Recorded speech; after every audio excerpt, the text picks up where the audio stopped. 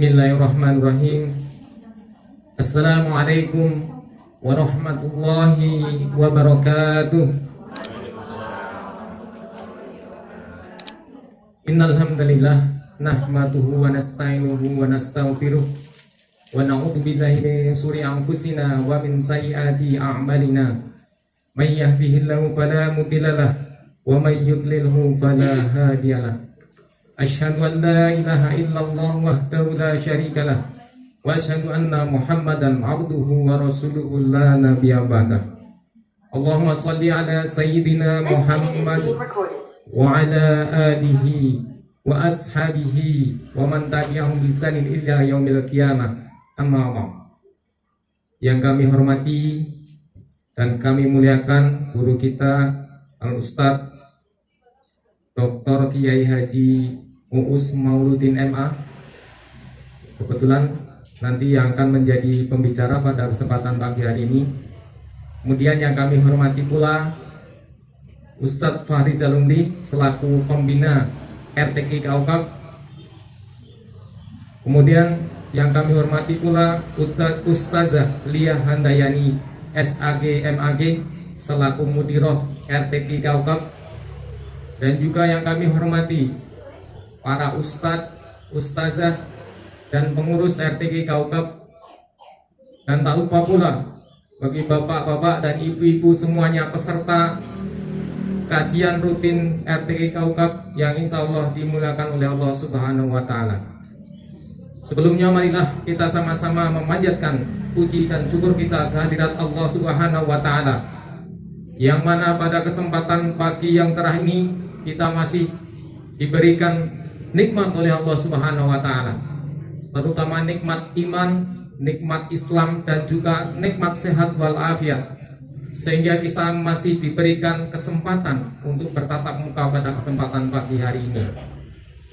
Sholawat dan salam semoga selalu terlimpah curahkan kepada junjungan kita, suri toladan kita, qudwah kita, Nabi Agung Muhammad Sallallahu Alaihi Wasallam, pada keluarganya, para sahabatnya, dan mudah-mudahan kita semua yang hadir pada kesempatan ini akan mendapat syafaat beliau di yaumil akhir nanti. Amin ya rabbal alamin.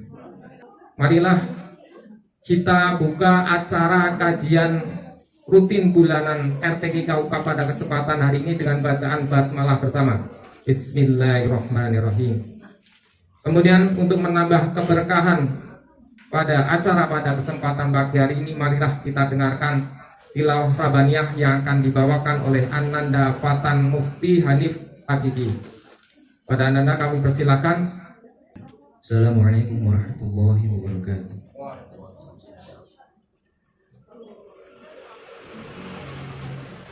A'udzu billahi minasy syaithanir rajim. Bismillahirrahmanirrahim. Ya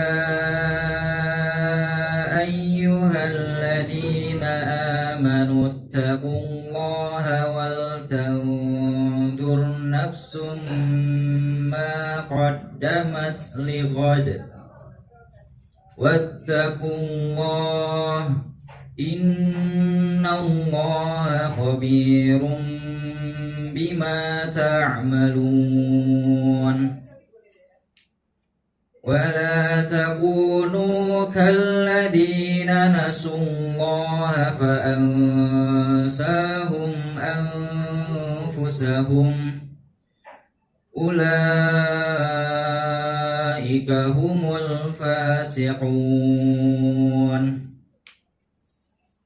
La yastawi ashabun nari wa ashabul jannah. Ashabul jannati humul faizun.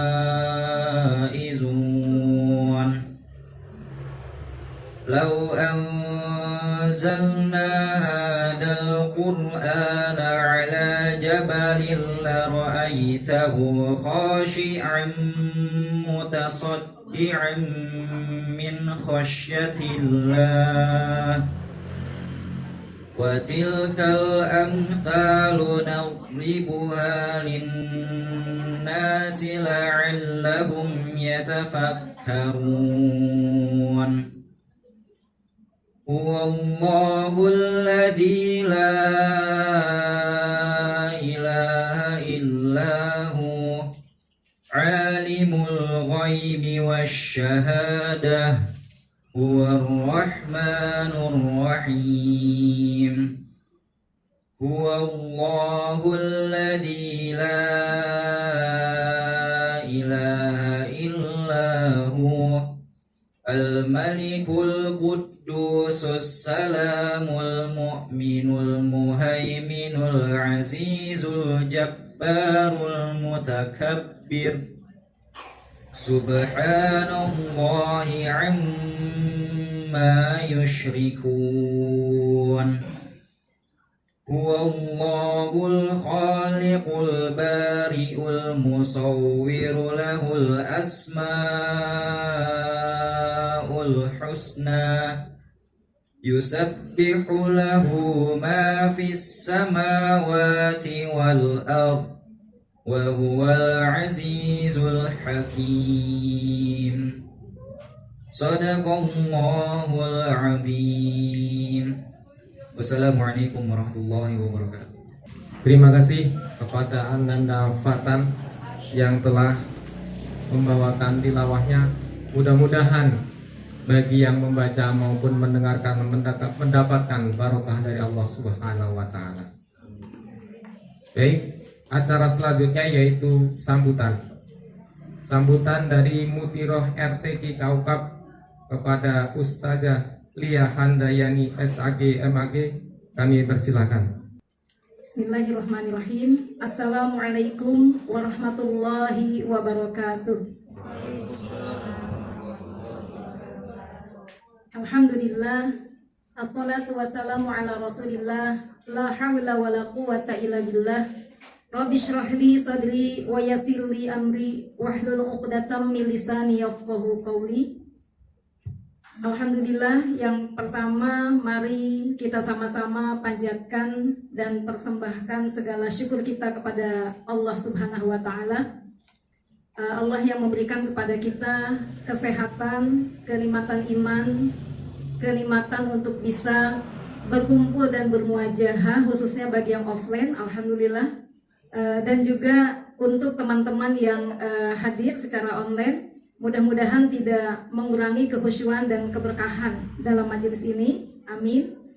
Salawat serta salam kita curah limpahkan kepada Rasulullah Muhammad SAW, qudwah dan uswah kita semuanya. Lebih khusus lagi adalah dalam berinteraksi dengan Al-Quran, sebagaimana seluruh peserta yang hadir pada offline dan online ini adalah para peserta yang secara rutin ikut dalam kajian pekanan, baik 1 kali ataupun 2 kali dalam 1 pekan.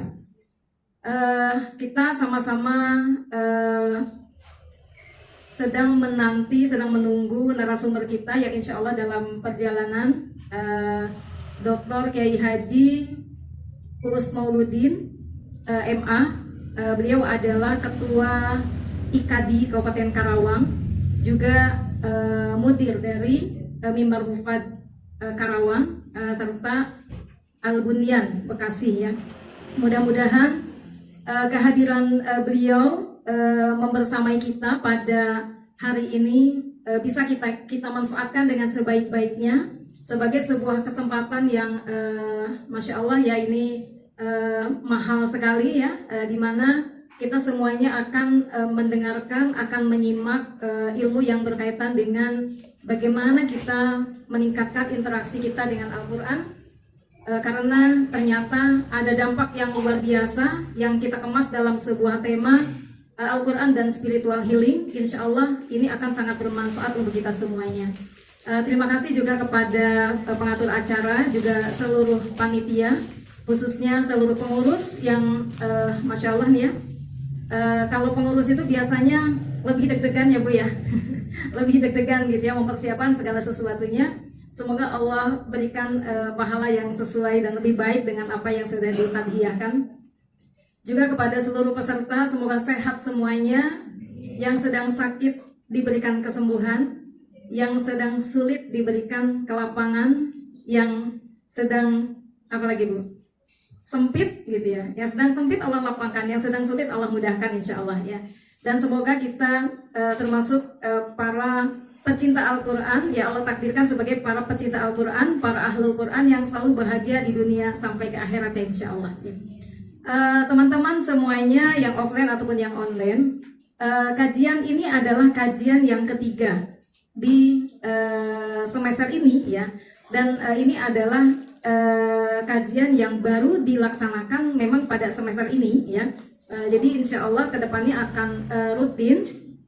Dan untuk kesekian kalinya saya minta maaf kepada teman-teman semuanya ya atas keterbatasan tempat ya. Alhamdulillah di sini juga hadir Pak Pembina ya. Mudah-mudahan disaksikan beliau semakin menambah semangat untuk segera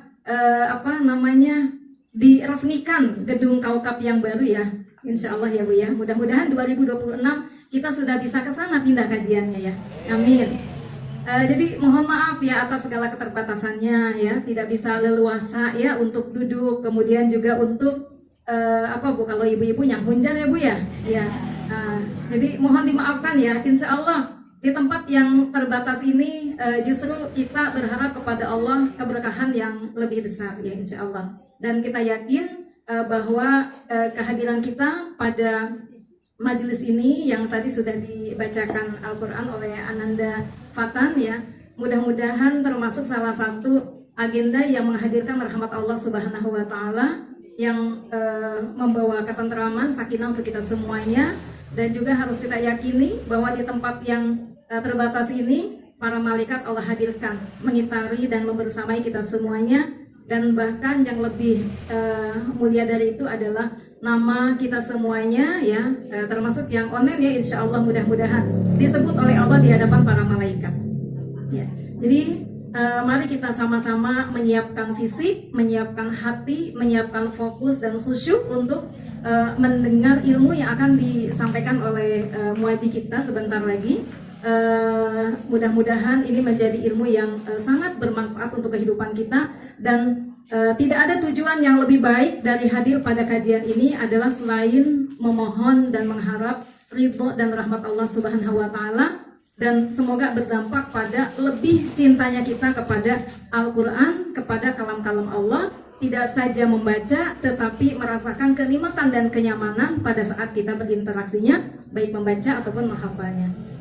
Terakhir mohon doanya ibu-ibu ya, dan teman-teman semuanya, mohon doanya untuk kelancaran pembangunan rumah tahfidz kita ya. Hari ini sudah sampai pada proses plester katanya ya, pada proses plester ya. Alhamdulillah kita nanti akan sama-sama ke sana ya.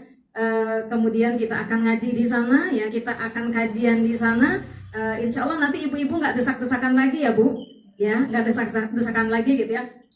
Di sana juga ada lantai bawah dan ibu bayangin dulu ya, dibayangkan dulu nanti di sana itu ada lantai bawah, ya ada juga lantai atas. Kamar mandinya kalau di sini cuman satu, yang satunya juga harus muter-muter ya. Jadi kalau di sini kita mau masuk ke sini ada orang balik lagi muter gitu ya. Nanti ke sini ada orang lagi balik lagi muter ya gitu. Di sana insya Allah nanti di bawah ada toilet, di atas ada toilet gitu ya. Dan ruangannya nyaman insya Allah. Mohon doanya ya. Semoga Allah mudahkan untuk proses pembangunan rumah Quran kita, dan mohon doanya juga untuk kami para pengurus diberikan kekuatan istiqomah ya di dalam membersamai program tahsin dan tahfidz ini, dan mengingatkan bahwa sebentar lagi kita akan melaksanakan ujian akhir semester ya. Ujian akhir semester semester ini kita ujian tulis insya Allah ya, soalnya biasalah ya begitu-begitu juga gitu ya, tidak jauh dari memilih A, B, C atau D gitu ya. Jadi tidak susah ya, tidak usah difikirkan tapi diisi nanti insya Allah ya. Mungkin itu saja yang bisa saya sampaikan. Selamat menyimak dan menikmati hidangan hari ini, yaitu kajian Al-Quran Kaukab bertema Al-Quran dan spiritual healing ya. Mudah-mudahan bisa berdampak pada bertambahnya kesolehan kita insya Allah. Amin ya Allah ya Rabbal Alamin. Assalamualaikum warahmatullahi wabarakatuh. Terima kasih kepada Ustazah Lia Handayani yang telah menyampaikan sambutannya. Tadi ada beberapa poin yang perlu kita merasa gembira, Bu, karena gedung KUKAP yang baru, kalau secara kalkulasi kurang lebih hampir 50%-an kurang lebihnya. Jadi kalau di sana bisa luasnya kita 200 meter persegi. Jadi insya Allah tidak akan berdesak-desakan lagi. Yang kedua, kalau kabar gembira tadi dari saya, ujiannya tertulis, Bu. Mungkin dari ibu-ibu mah biasa kalau secara lesan gitu ya, berhadapan dengan penguji. Kalau kita Bu ndredeg duluan, Bu, mau ngomong apa, mau bilang ini sifatnya apa, salah ya Mas ya, lupa. Jadinya blank, Bu.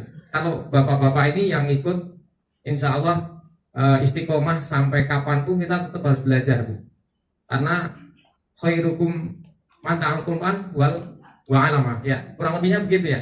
Bagi sebaik-baik manusia adalah yang mempelajari Al-Quran dan mengajarkannya. Kalau kita istiqomah, insya Allah Al-Quran pun akan datang memberikan syafaat kepada kita di yaumil akhir nanti.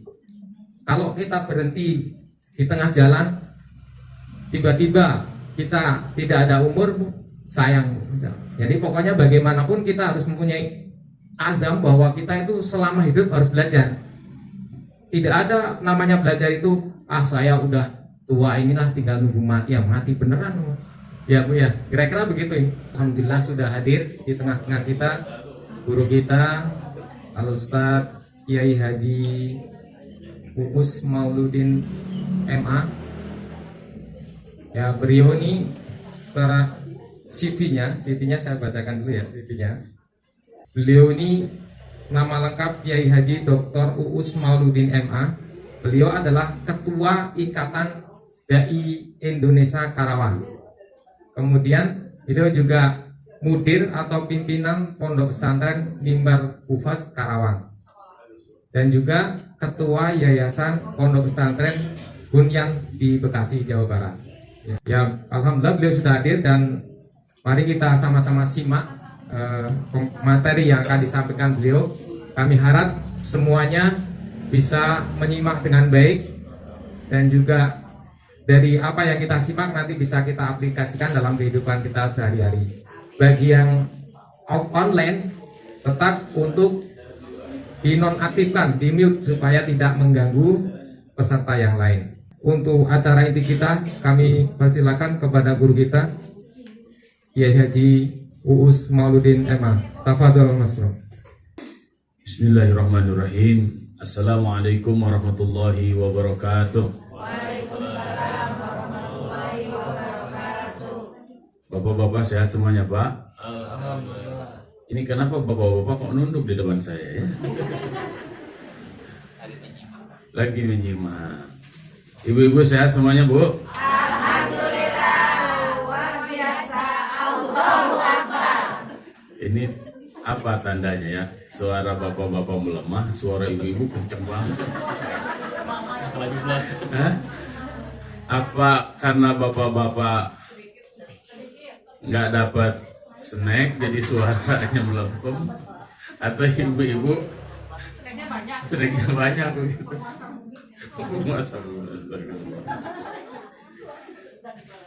Alhamdulillahirabbil alamin. Wabihi nasta'inu ala umuri dunya waddin.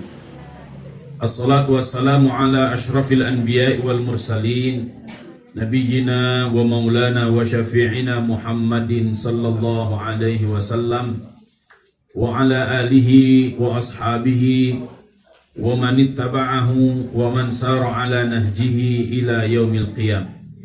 Ashhadu an la ilaha illallah wa ashhadu anna Muhammadan abduhu wa rasuluh alladzi la nabiyya wa la rasula ba'dah. Amma ba'du, faqrabbi zidni ilma warzuqni fahma. Allahumma aftah lana hikmataka wanshur alaina rahmataka min khazaini rahmatika ya arhamar rahimin. Allahumma hdina wahdi bina wahdin nasa jami'a waj'alna sababan liman ihtada. Allahumma Allahumma ini pada diam aja kenapa ya? Kalau saya bilang Allahumma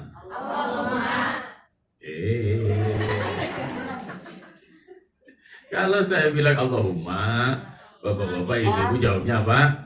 Amin. Gitu. Allahumma.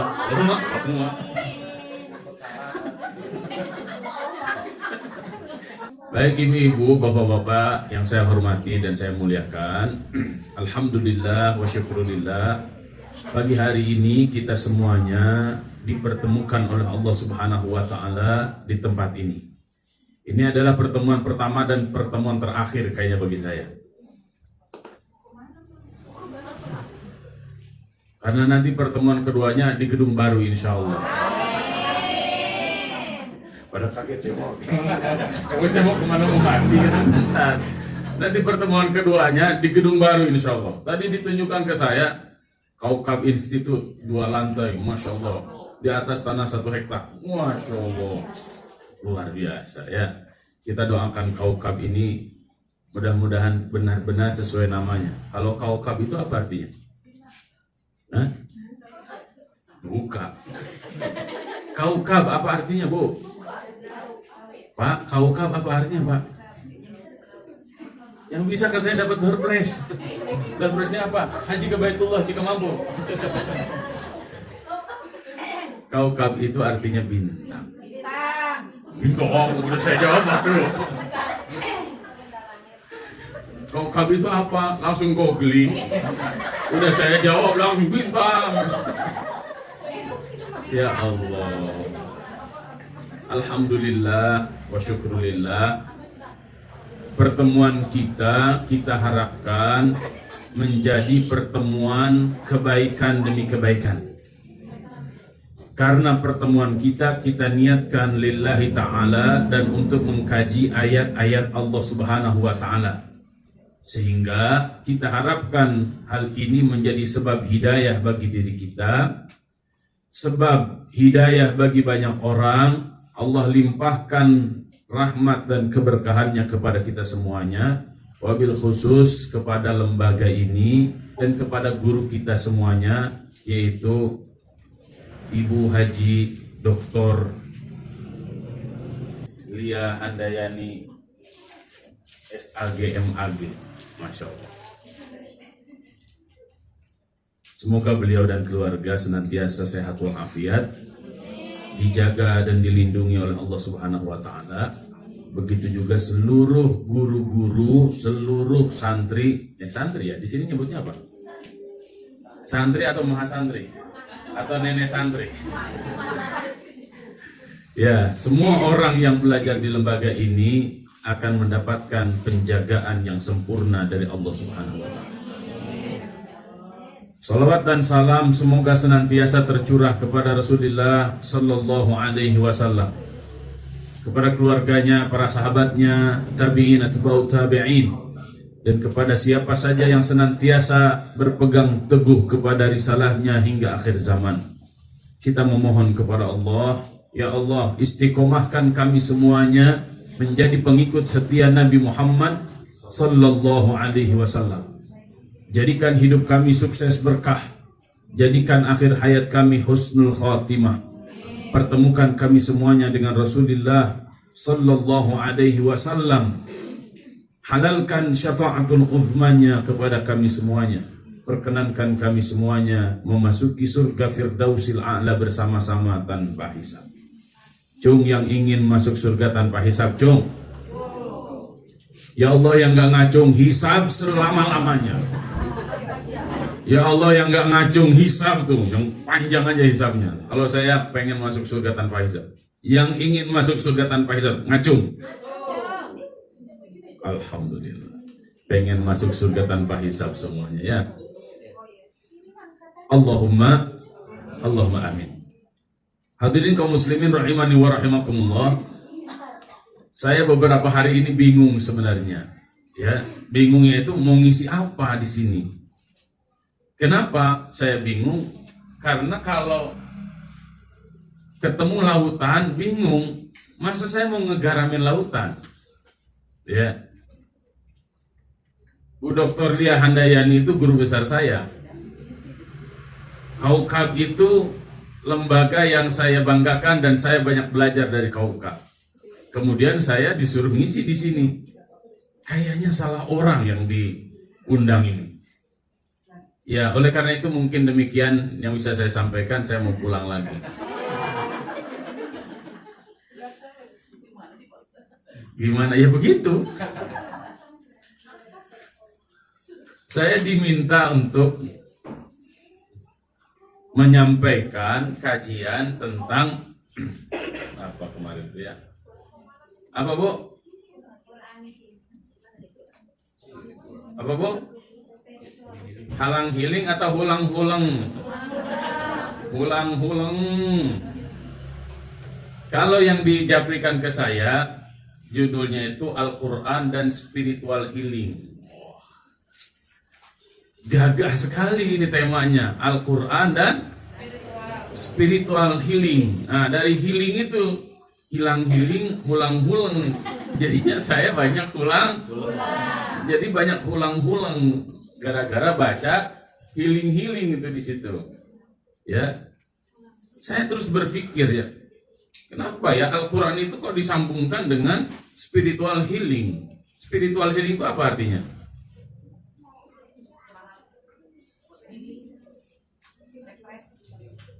Healing itu refresh, jalan-jalan. Lah, emang healing jalan-jalan? Daripada pulang-pulang, lebih baik pulang healing. Ya Allah.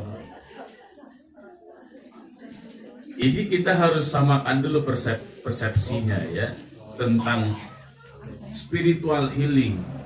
Spiritual itu terambil dari kata spirit. Healing itu terambil dari kata heal. Jadi healing. Spiritual healing itu maksudnya kesehatan spiritual. Ya. Ini sebenarnya bukan bidang saya. Spiritual healing itu bukan bidang saya. Karena kesehatan spiritual itu berkaitan dengan keimanan. Berkaitan dengan ilmu psikologi. Maka sebenarnya yang harus menyampaikan materi ini adalah para psikolog atau para psikiater. Kenapa? Karena ini berkaitan erat dengan ilmu jiwa. Ya. Saya berpikir jangan-jangan santri-santri di Kaukab ini pada sakit jiwa. Pada sakit jiwa. Ya, maka oleh karena itu, ya biar saya tidak salah paham dan kita sepakat, saya tidak akan masuk wilayah-wilayah itu karena itu bukan bidang saya. Ya, tapi karena bidang saya itu Al-Quran, maka saya ingin mengajak kepada semuanya untuk memahami konsep Quranic healing secara umum. Ya, bagaimana Al-Quranul Karim memberikan kesembuhan kepada kita. Jadi mohon izin ya, saya kasih bonus, bukan hanya spiritual healing, tapi juga mind healing and body healing. Body.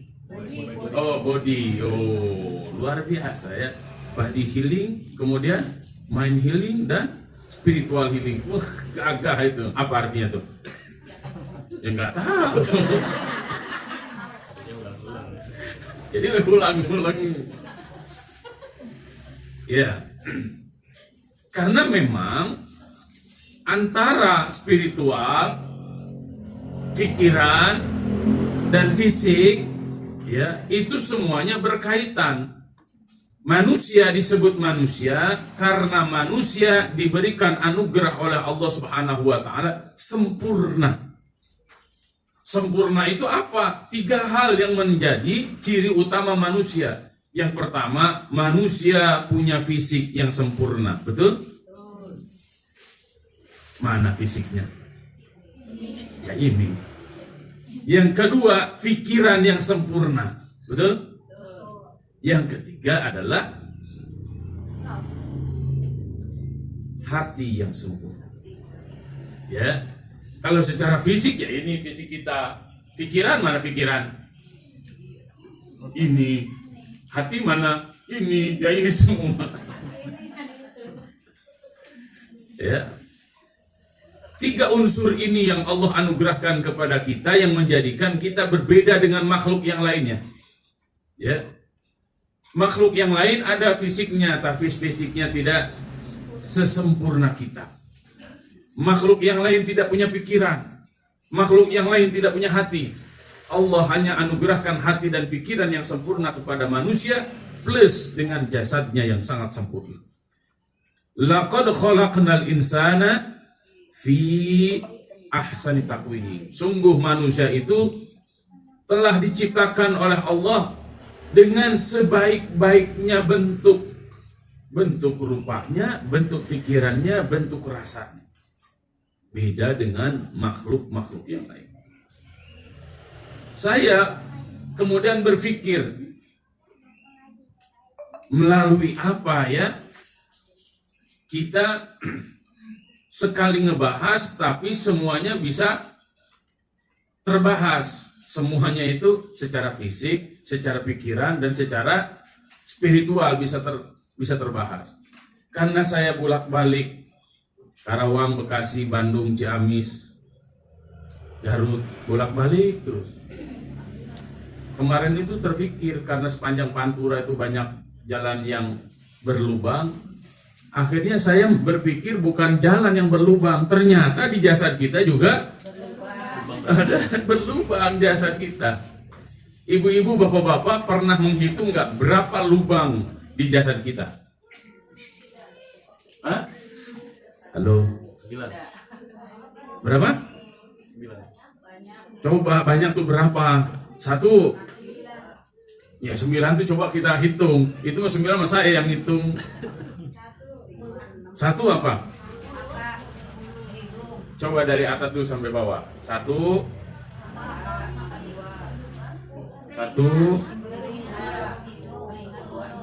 1. Apa? Satuan. Coba kita hitung dari kepala. Di kepala ada lubangnya nggak? Oke, turun ke bawah. Berarti kemana? 2 mata. Betul? 2 mata. Terus? 2 telinga. Terus? 2 lubang hidung. Terus? 1 lubang mulut. Terus? Itu berapa tuh? 7. Berarti 2 lagi apa?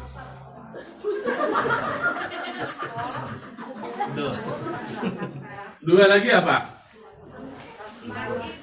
2 lagi kemaluan dan dubur.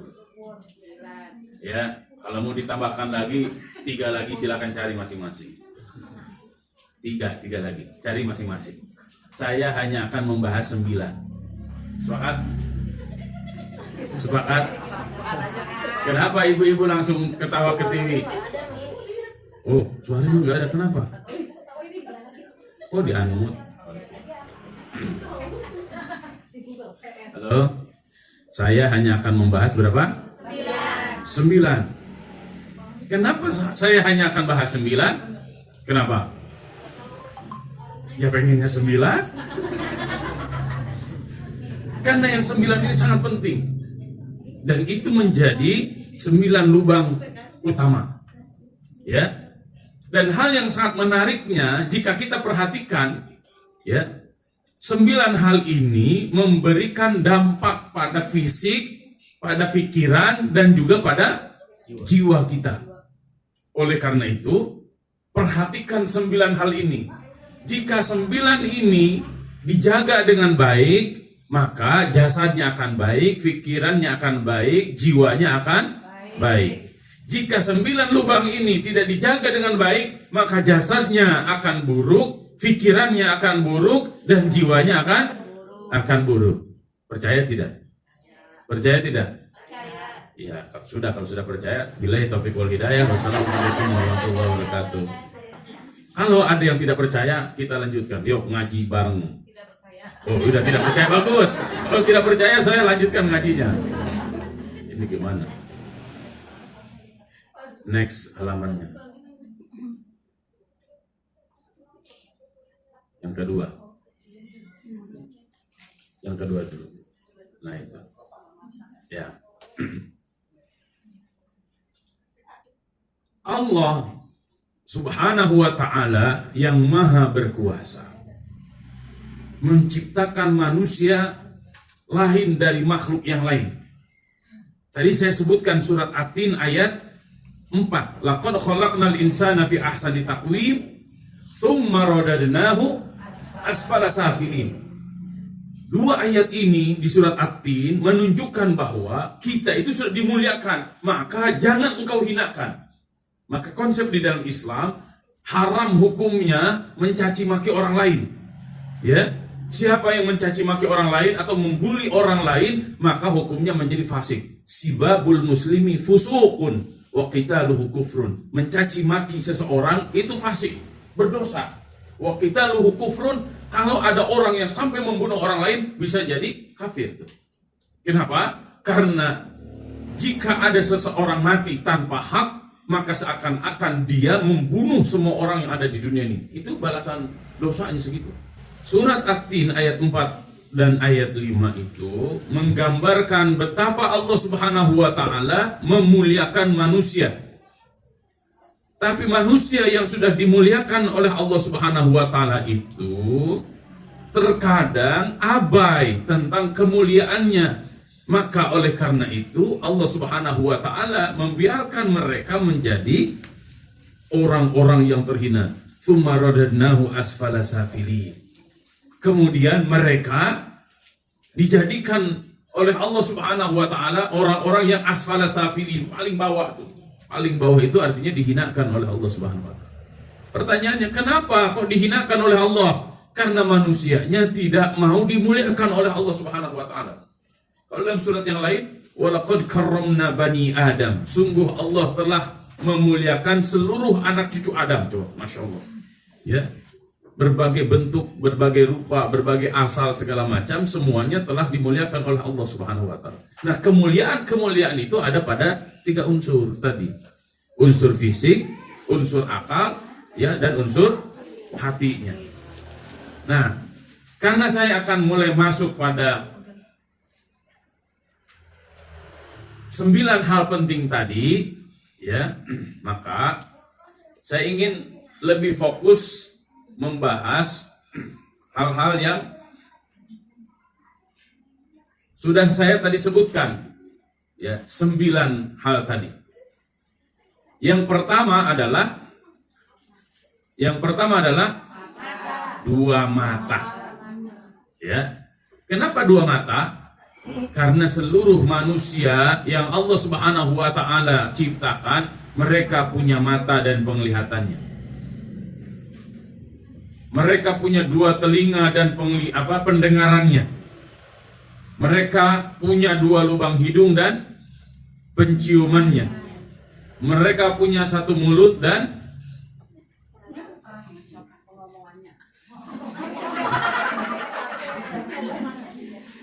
ya itu benar ya.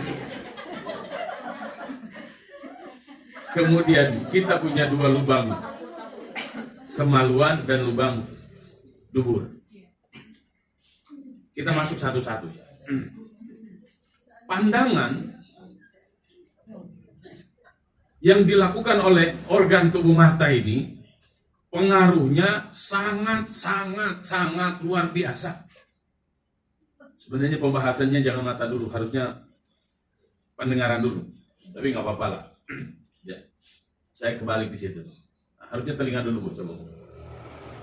Kenapa telinga dulu? Karena organ tubuh yang pertama kali difungsikan oleh Allah Subhanahu wa ta'ala itu adalah pendengaran, bukan telinga.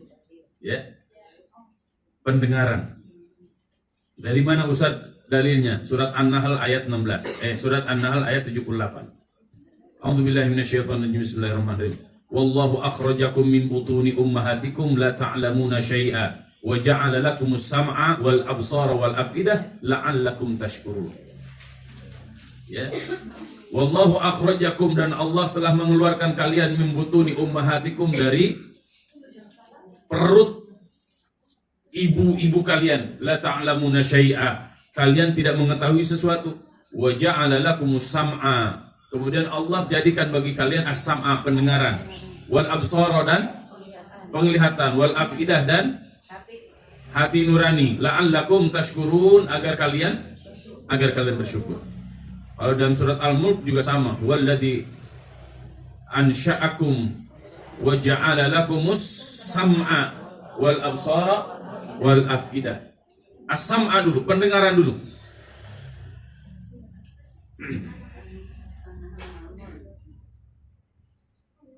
Telinga dan fungsinya yaitu mendengar, itu ternyata sangat erat kaitannya dengan situasi dan kondisi emosi seseorang. Ya. Itu menunjukkan bahwa suara itu sangat mempengaruhi diri seseorang. Ya. Kalau kita sering mendengarkan suara-suara yang negatif, suara negatif itu apa? Contohnya,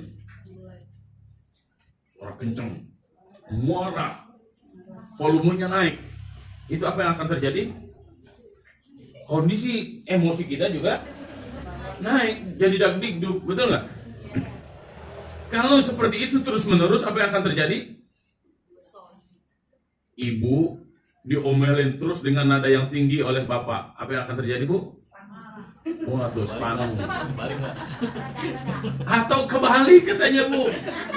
Bapak yang ini tuh terus diomelin sama istrinya. Cung, istrinya mana? Ini sampai curhat begini ya.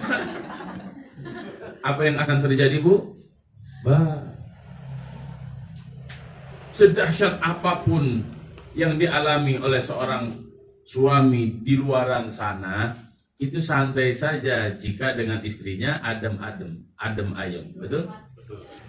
Tapi jika di rumah dengan istrinya, dengan suaminya perang dunia ketiga,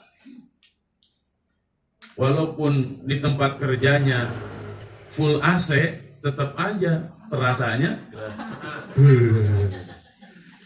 Kenapa itu kayak begitu? Ini nih, kondisi emosinya tidak stabil. Dan yang sangat mempengaruhi kondisi emosi kita adalah apa yang kita dengar. Ibu-ibu, bapak-bapak, hati-hati dengan yang namanya ghibah. Ya, ngomongin orang lain. Hati-hati mensikapi anak dengan mudah emosian. Dikit-dikit emosi, ya, makan, buka mulutnya, buka. Ibu bilang buka. Ayo, susah, mesti. Kira-kira anak mau makan nggak? Mau. Buktinya pada makan. Tapi ibu memberikan makan secara fisik, tapi di sisi lain ibu sedang menghancurkan emosi anak tersebut. Bisa dipahami? Kenapa? Karena yang didengar oleh anak adalah suara yang tidak bersahabat. Tapi kalau begini, nah, ayo makan yuk. Kabur. Ayah, ayo makan yuk. Bunda, ayo makan yuk. Kira-kira enak nggak? Ayah, bunda suapin ya. Bunda, ayah suapin ya. Mau? Hesek. Coba. Ya, coba seperti itu. Dan ketika di rumah yang didengarkan suara-suara yang indah, maka kondisi emosi kita juga sangat stabil. Di rumah yang terdengar suara Quran ini, boleh nggak sih kayak begitu? Tilawah, boleh nggak sih kayak begitu? Boleh, siapa yang melarang? Daripada di rumah, coba ibu-ibu, bapak-bapak bedakan rumah yang paginya tuh sudah dangdut koplo,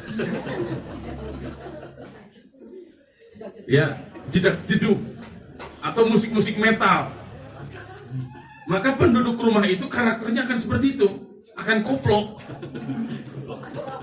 ya, akan keras hati dan pikirannya. Kenapa? Musiknya metal. Tapi orang-orang yang terdengar di pagi hari, yang terdengar adalah tilawah Al-Quran, hatinya lembut. Kenapa? Karena yang didengarkan akan mempengaruhi kondisi jiwa seseorang. Maka oleh karena itu, jika pikiran kita ingin terus lurus, tajam, hati kita ingin bersih, maka awali dari apa yang kita dengar. Dengar yang baik-baik dan perdengarkan hanya yang baik-baik. Kalau yang nggak jelas, nggak usah diomongin. Kalau keburukan-keburukan orang lain, nggak usah diomongin di rumah kita. Bersih-bersih dari suara-suara yang nggak jelas dari rumah kita. Agar apa? Agar rumah kita menjadi surga kita. Ya, bisa dipahami ini? Nah, ini nanti penelitiannya seru ini, silakan aja lah ya. Penelitian secara ilmiahnya, secara saintifiknya sangat seru. Kemudian ke mata, telinga, kemudian mata. Mata yang Allah Subhanahu wa Ta'ala anugerahkan kepada kita bukan sembarang mata, ya. Karena dengan mata ini kita bisa melihat berbagai macam, betul nggak? Dan apa yang kita lihat itu pasti akan mempengaruhi pikiran dan hati kita. Ibu-ibu yang dilihatnya, apa?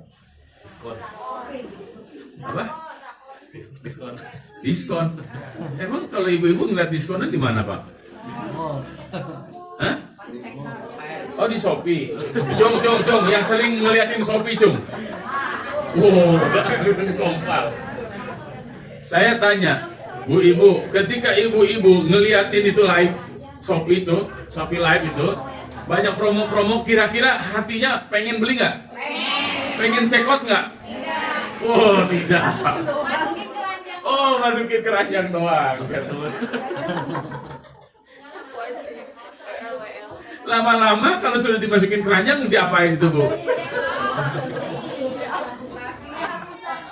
Dihapus lagi. Setelah dihapus menyesal, kenapa dihapus ya? Bapak-bapak zaman sekarang itu mereka pada bahagia karena istri-istrinya jarang ke mall.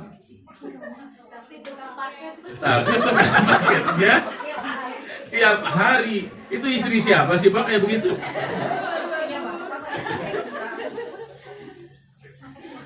Halo, itu di rumah bisa jadi ramai itu gara-gara kayak begitu tuh. Kenapa? Ya wajar, karena yang dilihatnya selalu Shopee. Enggak, Ustaz, saya nggak pernah lihat Shopee. Saya mah ngelihatnya TikTok, sarua. Sama. Coba kalau yang dilihatnya tuh Quran gitu, kira-kira telunduh.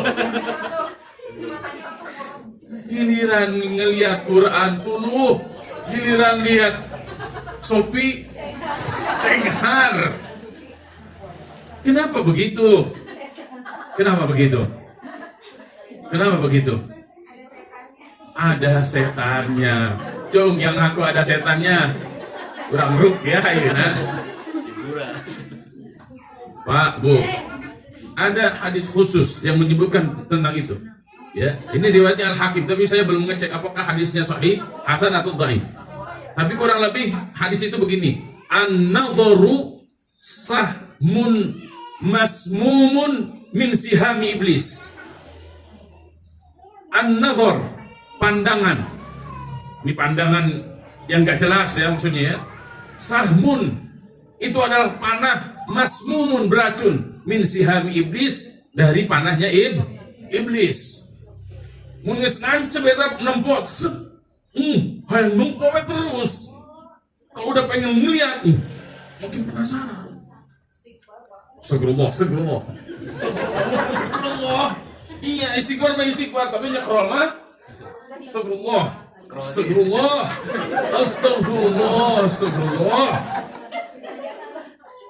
Saya tanya ke bapak-bapak pernah nggak nempo yang astagfirullah tapi terus lanjut?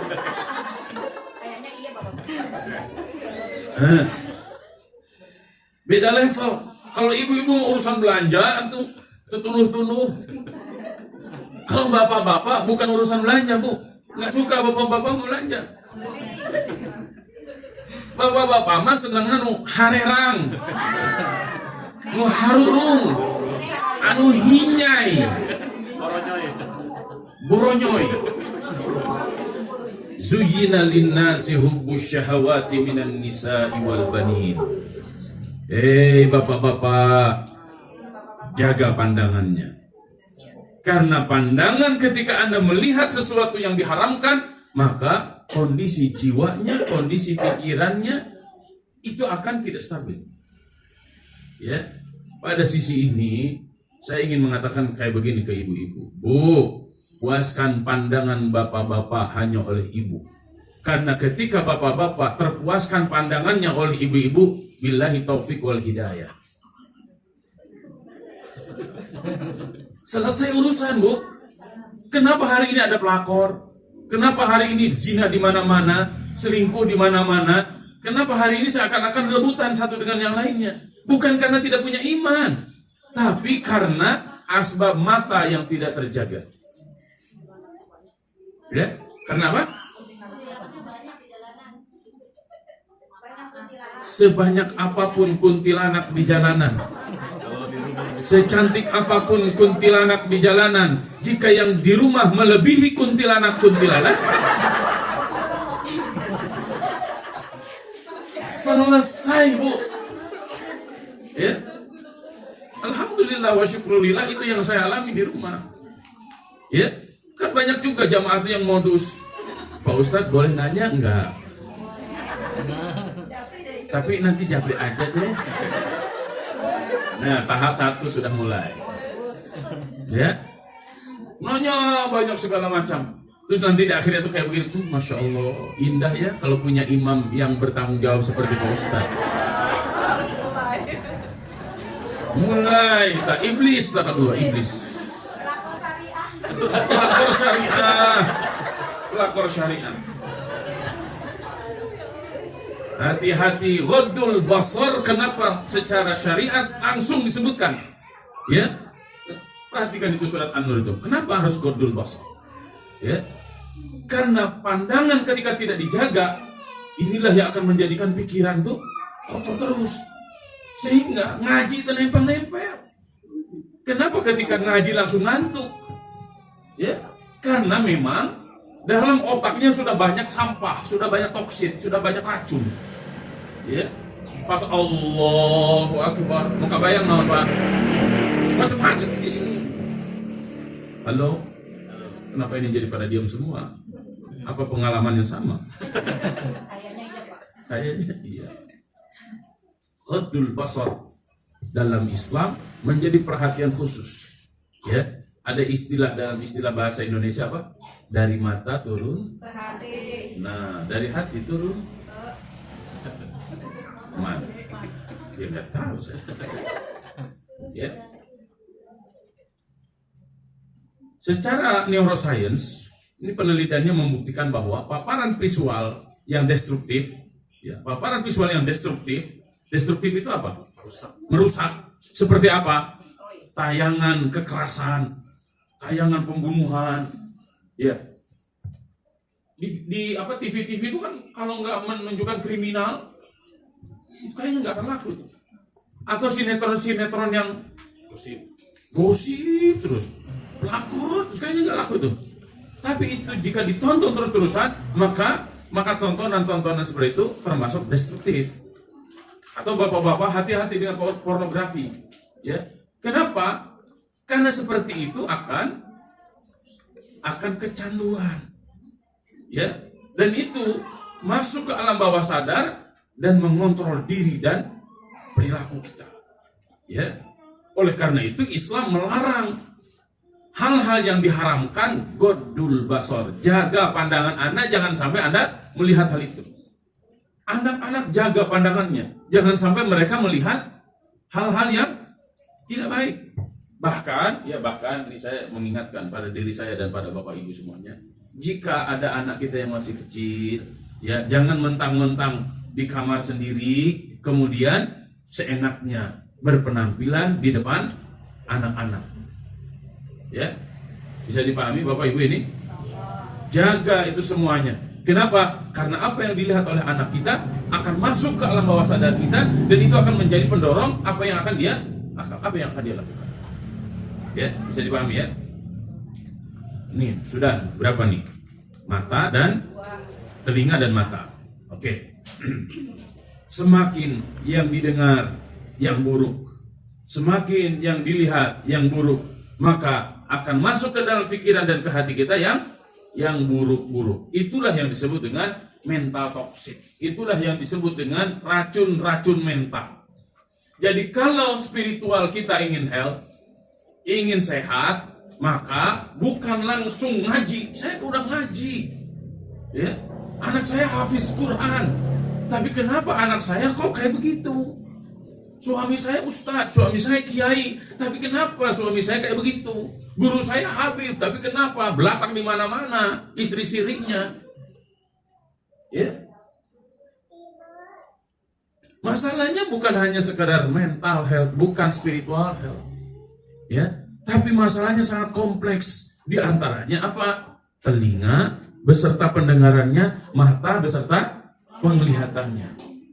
Jadi yang dijaga itu bukan hanya sekedar hati, akan tetapi yang dijaga juga pendengaran dan penglihatan.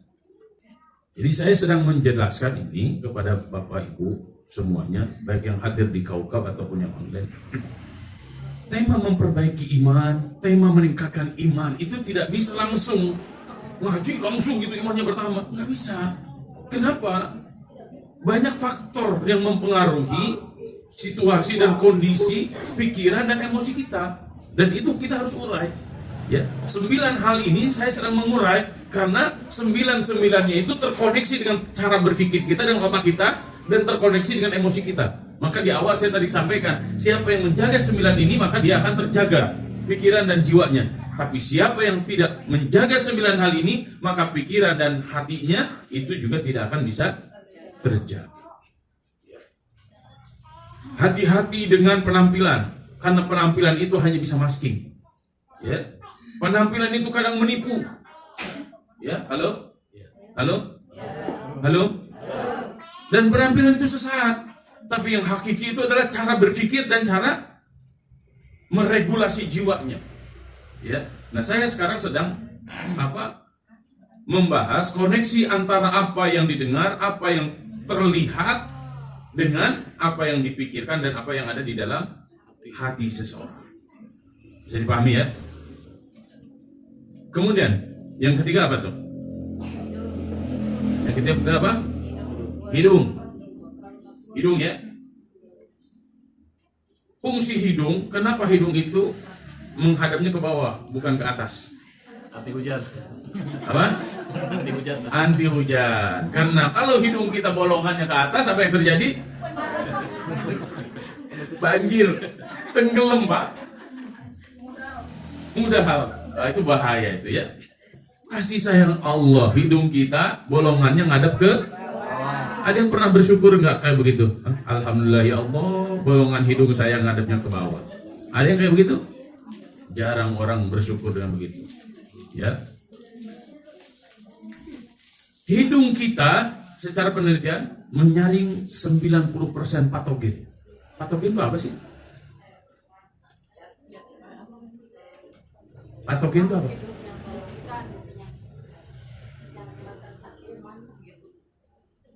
Apa? Tinggal lihat aja Google sekarang. Kalau bingung patogen itu apa sih? Oh, patogen itu orang Jawa.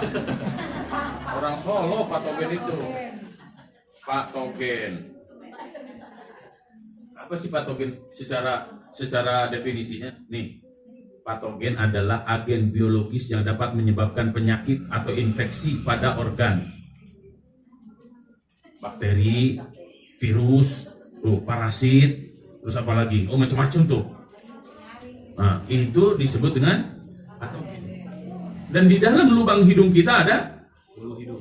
bulu atau rambut situ nyebutnya. Cung, mazhab rambut. Cung, mazhab bulu. Bu, kalau bulu itu seperti ayam, bulu ayam. Ada bulu hidung. semuanya kita mah rambut. Rambut hidung, rambut alis. Betul nggak? Iya, itu betul ya? Oh ya, alhamdulillah. Berarti saya nggak salah kalau betul. Langsung diskusi kan? Debat rambut. Debat rambut sih ibu. Udah nggak usah debat bu. Ini kita lagi ngaji dengan saya ini. Ntar kalau mau debat ntar. Halo. Saya ingin menyambungkannya. Betapa sayangnya Allah kepada kita. Dengan mensyariatkan apa? Secara fisik kita disyariatkan untuk menjaga wudhu. Dan di antara hal sunnah ketika wudhu itu apa? Istinsyaq. Istinsyaq itu apa? Menghirup air sampai ke dalam hidung. Kemudian setelah itu apa? Istinsyaq. Dihirup sampai masuk, setelah itu istinsyaq. Gitu. Ya. Itu sunnah. Jadi bukan begini ketika wudhu tuh. Saya sering melihat orang kayak begitu, seakan-akan benar. Padahal bukan begitu yang dimaksud dengan istinsyaq. Saya jelaskan secara rinci ya.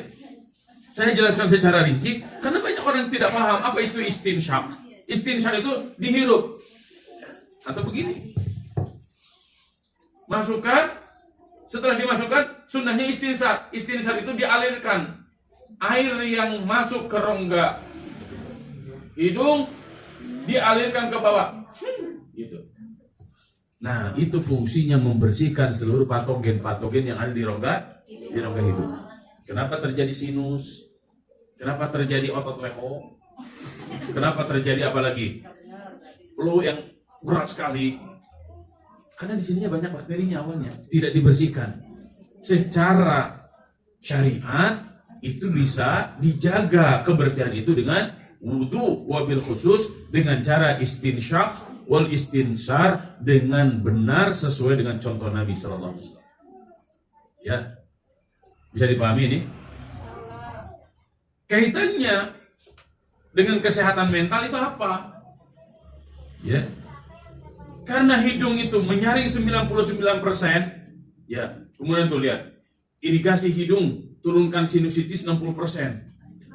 Kalau kita mepeng gitu, emang nggak tenang hati kita, fisik kita nggak tenang, ya. Bapak-bapak, ibu-ibu kalau tidur dalam kondisi flu berat, apa rasanya? Wah, pokoknya sudah nggak enak, ya, engap lah. Nah, Islam mengajarkan kita menjaga hidung, ya. Dengan apa tadi? Dengan syariat wudu. Oke, lanjut sekarang. Telinga sudah, kemudian mata sudah, kemudian hidung. Nah, sekarang berarti mulut. Mulut ini organ multifungsi, betul? Fungsinya untuk apa mulut? Bicara, makan, terus makanya banyak, itu baru dua udah diem. Bicara, makan, minum, Nafas juga bisa. bernafas, terus menguap. Ya, itu sirkulasi udara berarti ya. Bernafas, menguap, terus apa lagi? Mengunyah, terus apa lagi?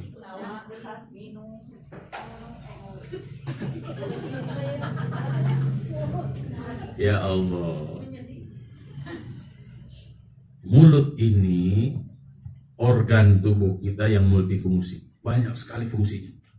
Ya.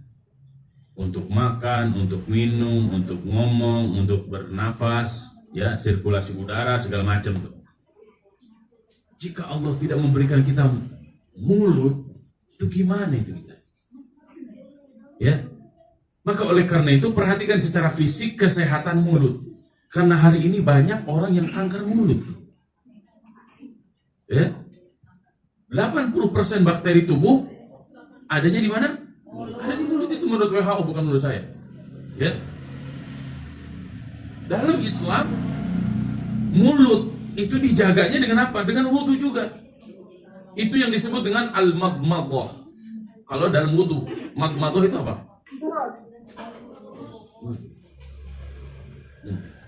Ya, madmadah itu begini. Apa? Berkumur.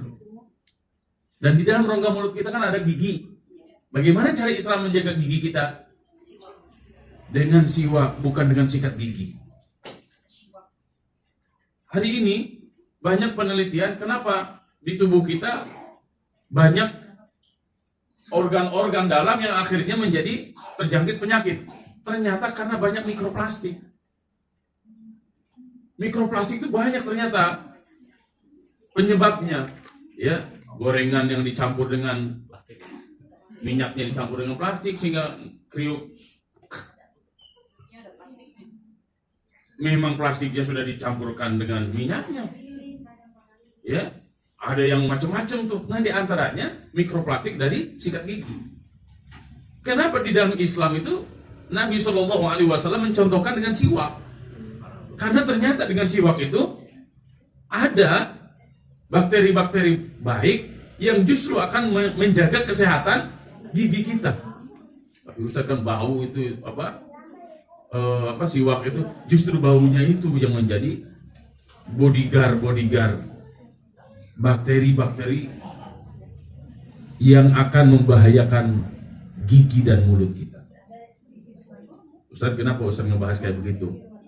Bagi bapak-bapak, ibu-ibu yang baru belajar tahsin, coba bedakan ketika giginya lengkap dan giginya sudah tidak lengkap. Ya, sama atau beda? Kenapa beda?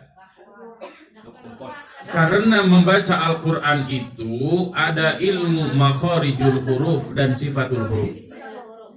Ya, kalau giginya sudah pada ompong atau giginya renghol, tahu renghol?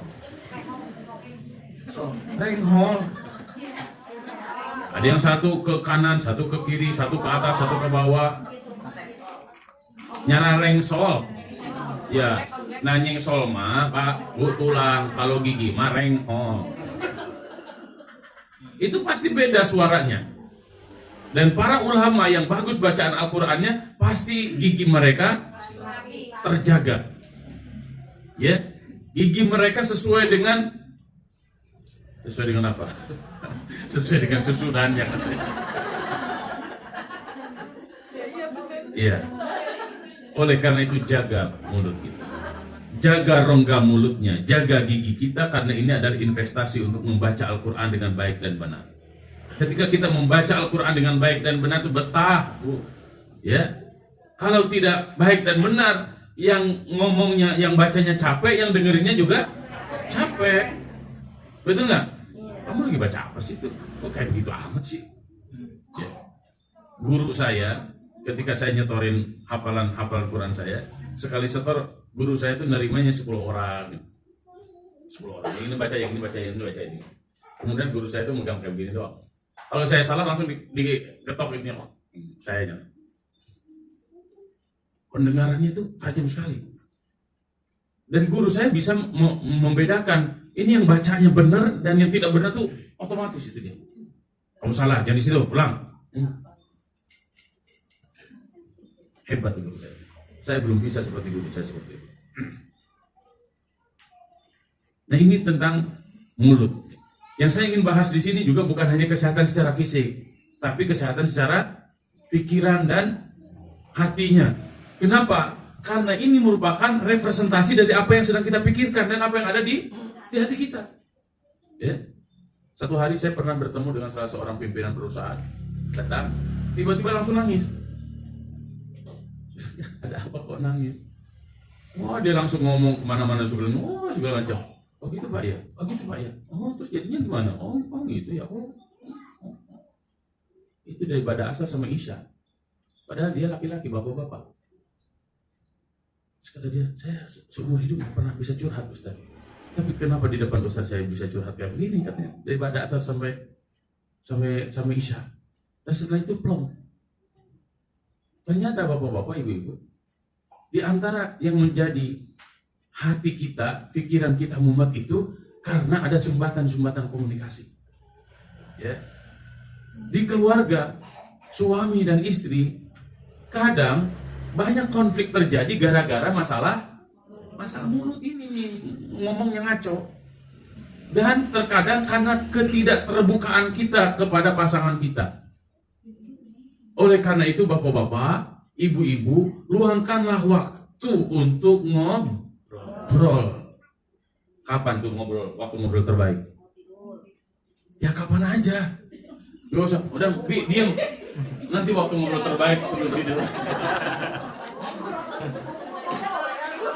Ngobrol ya bu, ketemu di jadwal. Ini ngobrolnya di jadwal. Kayak ketemu dokter. Dan ini paling penting ya.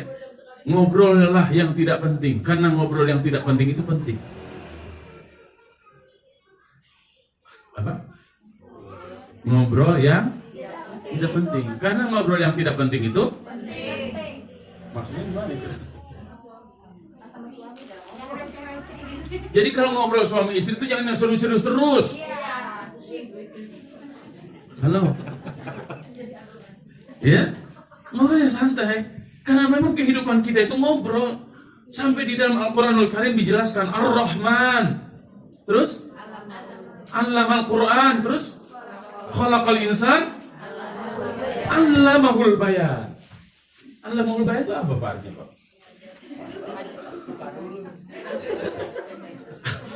Al-bayan itu penjelasan. Penjelasan dengan apa? Ini. Ya. Nah, karena tadi kita pendengarannya kita jaga, penglihatannya kita jaga, maka yang ada di dalam otak kita juga terjaga, yang ada di dalam hati kita terjaga. Maka ketika ngobrol, yang baik-baik. Betul nggak? Jadi itu semuanya berkaitan, untuk berkorelasi. Kalau ada suami kita ngobrolnya nyelekit, nggak enak, maka nggak usah langsung marah. Tapi tanyakan ada apa ya dengan suami saya, kok kayak begitu? Ya? Nggak usah ditanya, ada apa sih kok marah-marah kayak gitu? Oh. Nah itu mah udah perang dunia ketiga. Biasanya begini, setiap kita itu tahu betul tuh celah-celah di istri dan di suami, betul nggak? Contoh istri saya, kalau dia ngajak jalan-jalan ke saya paham betul, berarti ada sesuatu yang ingin dia obrolkan. Di jalan-jalan nih, oke, langsung saya okekan. Kenapa? Ketika naik mobil itulah dia cerita ini dan cerita itu segala macam. Nah, ketika seperti itu maka bapak-bapak tugasnya hanya satu. Mendengarkan, betul. Pak, dengerin tuh Pak. Apa Pak? Mendengarkan. Kalau kuat. Kalau kuat.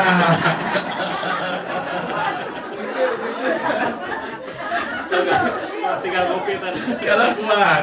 Nah Pak, strateginya, kalaupun bapak-bapak tidak kuat, maka bertingkah lakulah seperti orang yang kuat.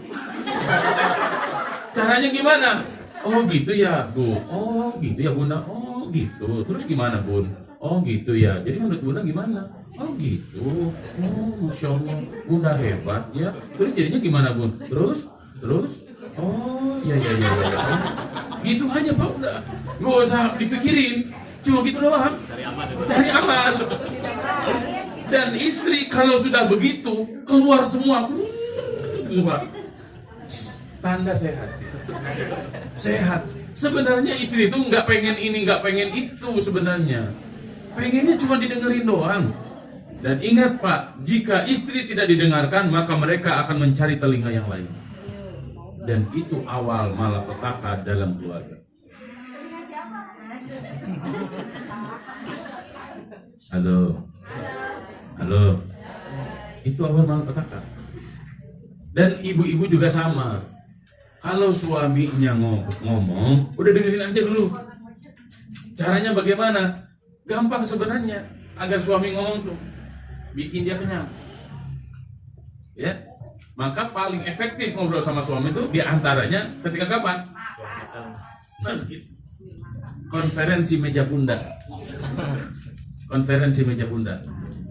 Berikan makanan-makanan terbaik menurut kita, ya, nasi, ceplok telur, itu yang terbaik, udah segitu. Tapi kalau dengan sentuhan-sentuhan cinta, bismillahirrahmanirrahim. Ya Allah, mudah-mudahan ke mana? Ditiup sembur suaminya, insya Allah tidak akan berpindah ke lain hati. Nancap ke ibu, ya, dan itu sehat, Pak. Jadi jangan sampai standar kesehatan spiritual emosional tuh, coba suami saya rajin ke masjid nggak ya? Itu mah hanya fenomena, ya. Rajin ke masjid itu hanya fenomena. Tapi yang lebih penting lagi kita melihat apa yang ada di balik itu. Karena bisa jadi pergi ke masjid rajin itu anak kehel ke pamajikan. Ayo daripada di rumah anges ke masjid. Ya, daripada di rumah berantem mulu, saya lebih baik ke masjid. Ada yang kayak begitu. Masjid jadi pelarian. Ayam meren. Masjid jadi pelarian. Ya. Halo. Nabi SAW khusus tentang ini mengatakan kuffa 'alaika hada. Jaga olehmu ini. Ya. Qul khairan au litasmut. Katakanlah olehmu kebaikan atau diam. Tapi memang kita nggak bisa diam, tidak gimana? Ya, kalau yang didengarnya, kalau yang dilihatnya yang nggak baik, maka pasti ngomongnya juga nggak akan baik. Kalau yang didengar, yang dilihatnya baik, maka pasti ngomongnya juga baik. Jadi berkorelasi itu semuanya. Dan bapak-bapak, ibu-ibu bisa dilihat ya, mayoritas lubang-lubang itu ada di mana? Ada di atas. Itu artinya apa? Pengaruhnya sangat dahsyat. Ya. Kalau lubang selanjutnya itu berpengaruh, maka sebenarnya pengaruhnya ada di sini semuanya, ada di atas semua. Ya. Maka menjaga sumber-sumber ini sangat. Ya. Kita lanjutkan. Setelah mulut apa? Setelah mulut masuk ke bawah. Kalau Imam Ibnu Qayyim Al-Jauziyah di dalam kitab Ighatsatul Lahfan fi Masayyidi Syaitan membagi penyakit itu ada dua. Yang pertama disebut dengan amradus syubuhat. Yang kedua amradus syahwat. Amradus syubuhat itu maksudnya adalah penyakit-penyakit yang berkaitan dengan pikiran dan hati. Ya. Itu marad syubuhat. Ngomongnya kok kotor kayak begitu, itu marad syubuhat. Kok dia cara berpikirnya suzon terus ke saya tuh ya, itu marad syubuhat. Dari mana pengaruhnya? Tadi saya sudah sebutkan, di antara pengaruh-pengaruhnya dari apa yang dia dengar, dari apa yang dia lihat. Ya, fenomena-fenomena yang bisa kita analisa, apa yang dia omongkan. Dia ngomongnya kayak gimana sih? Ya, bisa dipahami ya? Nah, kita masuk ke penyakit yang kedua menurut Imam Ibnu Qayyim Al-Jauziyah di dalam kitab Ighatsatul Lahfan. Apa itu? Maradus syahwat. Penyakit syahwat. Ini bisa penyakit dan ini juga bisa menjadi sebab di mana Allah Subhanahu wa taala akan memberikan anugerah terindah kepada kita. Apa itu? Kemaluan dan tubuh. Jagalah kemaluan kita. Jangan sampai kita orang-orang yang dewasa yang Allah Subhanahu wa taala telah berikan kedewasaan kita dengan ihtilam tidak dijaga. Ya. Ini adalah aurat-aurat kita. Di dalam Islam secara fisik ya disunnahkan untuk mencukur, membersihkan. Ini disebut dengan sab'atun minal fitrah. Ada 7 hal fitrah yang harus dijaga. Ya. Kuku harus dipotong dan dibersihkan. Rambut harus dicukur. Ya. Kemudian diantaranya rambut kemaluan tidak boleh dikepang. Harus dicukur, harus dirapihkan, harus dibersihkan. Ya. Karena ada sebagian agama yang mewajibkan tidak boleh semua rambut yang nempel dalam tubuhnya dicukur. Ada loh agama yang kayak begitu. Coba ibu-ibu, bapak-bapak cari agama apa? Saya nggak akan kasih tahu. Sampai ini panjang-panjang dan semakin panjang didefinisikan orang soleh, orang takwa. Kalau di kita ya. Jadi kesolehan dan ketakwaan seseorang diukur dari panjang rambutnya. Kalau dalam Islam tidak seperti itu. Justru harus dibersihkan. harus dirapikan. Ya, ini secara fisik. Kenapa seperti itu? Ini fitrah. Jadi orang yang keluar dari fitrah maka akan melenceng dari fitrahnya. Yang terjadi apa? Yang terjadi karena di situ banyak bakteri negatif dan banyak kuman, akhirnya banyak penyakit. Ya. Dan dalam Islam tidak boleh hubungan suami istri ketika sedang haid. Kenapa seperti itu? Betapa Islam menjaga kehormatan seorang suami dan betapa Islam menjaga kehormatan seorang istri. Ya. Dan harus dari arah yang benar. Ya. Kenapa seperti itu? Karena Islam menjaga kedua-duanya. Ya. Nah, para ulama memberikan guide kepada kita semuanya, memberikan bimbingan kepada kita semuanya dengan ayat-ayat Al-Qur'anul Karim agar kita menjaga kehormatan kita masing-masing. Ya. Secara fisik tadi saya sudah sebutkan, bersihkan, cukur rambutnya. Ya. Jaga ketika haid.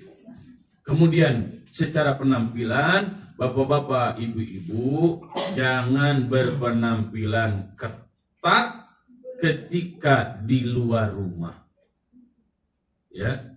Tapi kan Ustaz saya menutup. Iya. Tertutup itu bukan berarti auratnya sudah aman. Ya. Menutup aurat itu selain tertutup tidak transparan, tidak membentuk. Ya. Ini ibu-ibu yang suka BL. BL apa, Pak? Body language. Aman. Cari aman. Silakan Anda BL dengan pakaian-pakaian yang ketat, tapi tidak di luar rumah. Ya, ada yang suka BL atau olahraga di depan Indomaret, di depan Alfamart. Kemudian tubuhnya, auratnya tidak terjaga. Bapak-bapak, kalau lihat istrinya kayak begitu, ingatkan, Bu, silakan BL-nya di rumah saja. Bapak fasilitasi, Ibu maunya apa sih? Ya, kalau di rumah kita perlu gor, Abi bikinin gor di rumah. Jadi kudu ngerti gitu, Pak, maksudnya, Pak. Jangan biarkan kehormatan istrinya tidak terjaga. Kenapa? Karena ini yang menjadi awal di mana kehormatan kita akan rusak. Ya, bisa dipahami ya? Nah, khusus sekarang untuk bapak-bapak. Bapak-bapak perhatikan ketika kencing. Ya. Nabi Shallallahu Alaihi Wasallam mencontohkan kepada kita ketika kencing maka jongkok.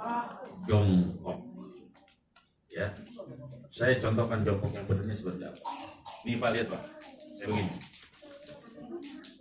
Bukan begini. Gitu. Atau satu. Oke. Kemudian ketika dibersihkannya, pastikan semua kotorannya keluar. Caranya gimana? Diurut. Kenapa seperti itu? Orang-orang yang sudah dewasa,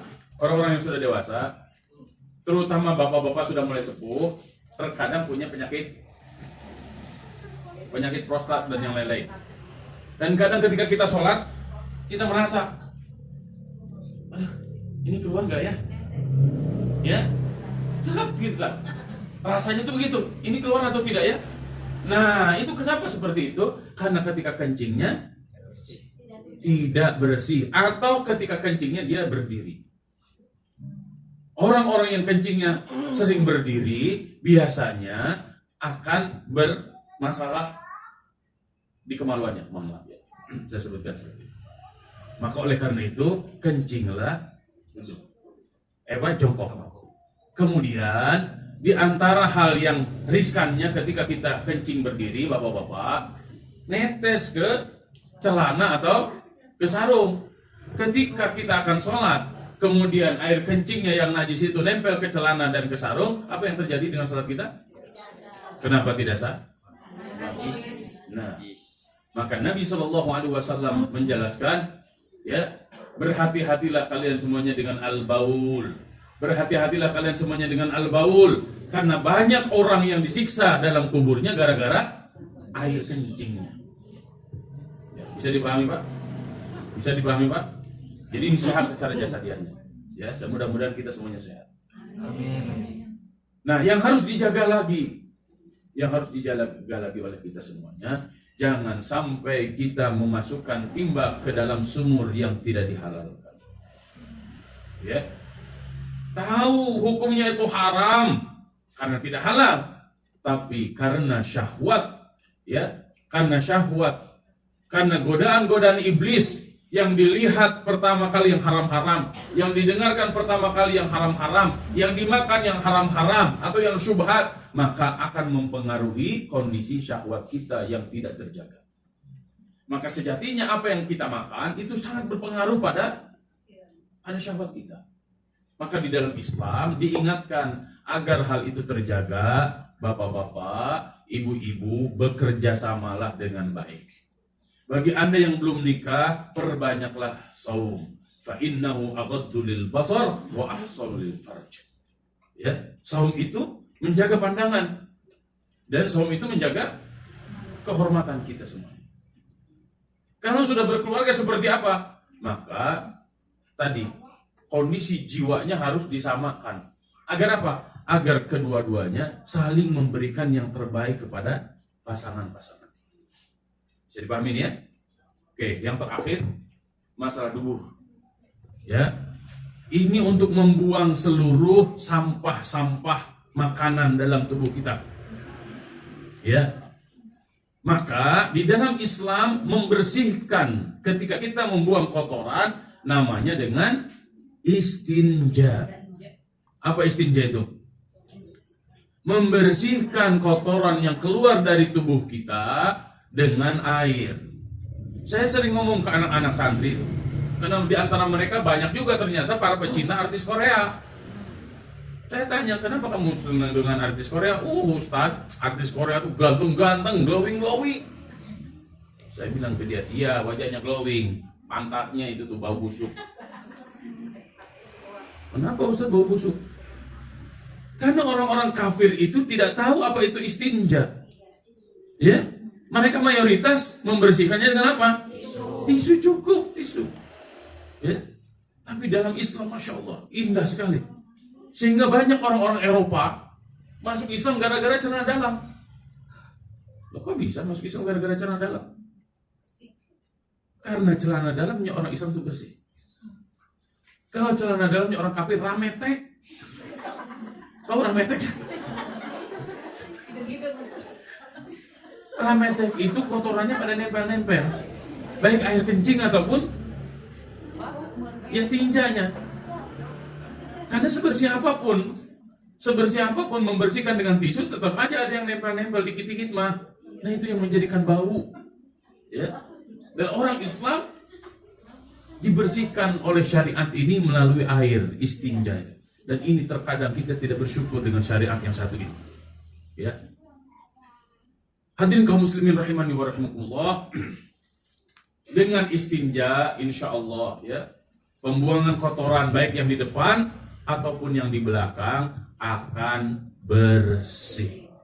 Ya, secara fisik, secara syahwat tadi saya sudah tunjukkan, jika apa yang didengar, jika apa yang dilihat itu baik, maka apa yang dipikirkan, apa yang di hati kita juga akan baik. Maka pengaruh ke bawahnya pun akan baik.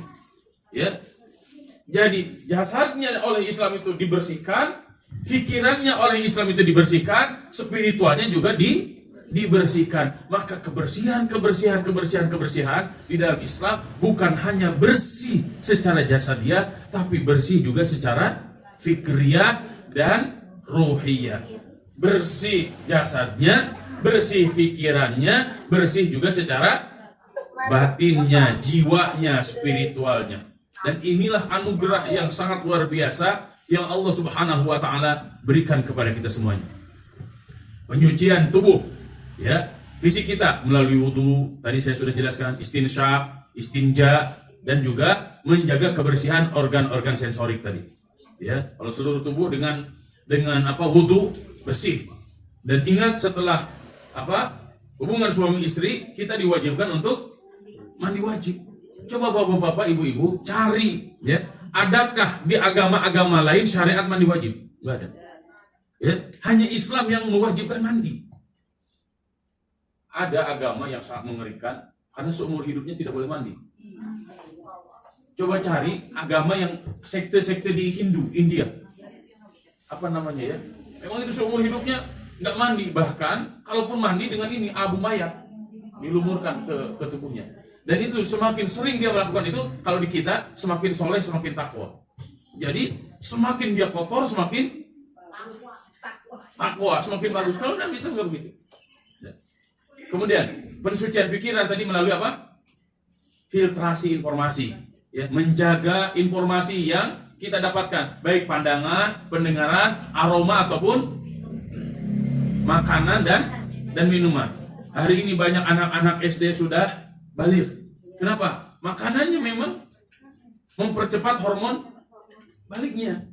Ya, hari ini banyak anak-anak SD sudah cuci darah. Hari ini banyak anak-anak kecil yang sudah gagal ginjal. Kenapa? Ibunya tidak menjaga makanan dan minuman untuk anaknya. Ya. Kemudian yang terakhir, penyucian jiwa melalui apa tadi? Melalui kontrol ucapan, pengendalian hawa nafsu. Bisa dipahami ya? Bertemulah antara sains dan tuntunan Islam. Mata secara sains itu visual. Jika visualnya negatif, maka munculnya stres. Ya, maka dalam Islam obatnya tundukan pandangan. Oke? Telinga. Secara sains, apa yang didengar oleh telinga kita itu menjadi sumber kebisingan. Kortisolnya naik. Akhirnya apa? Gak tenang, ya, banyak pikiran. Bedakan antara banyak pikiran dengan banyak mikir. Yang bagus banyak pikiran atau banyak mikir? Nah, banyak mikir yang bagus, bukan banyak pikiran. Apa tuntunannya dalam Islam? Menjauhi perkataan-perkataan buruk. Ya, bisa dipahami ya? Kemudian hidung. Secara sains, air cleansing, ya, membersihkan udara-udara di rongga hidung. Dengan apa tadi? Dengan air wudhu. Istinsyak dan istinsar. Fungsinya apa? Mengurangi infeksi. Ya, tadi dalam Islam istinsyak dan istinsar. Kemudian mulut. Secara sains dengan apa? Oral higienis. Kurangi penyakit yang ada di mulut dan gigi. Dalam Islam seperti apa?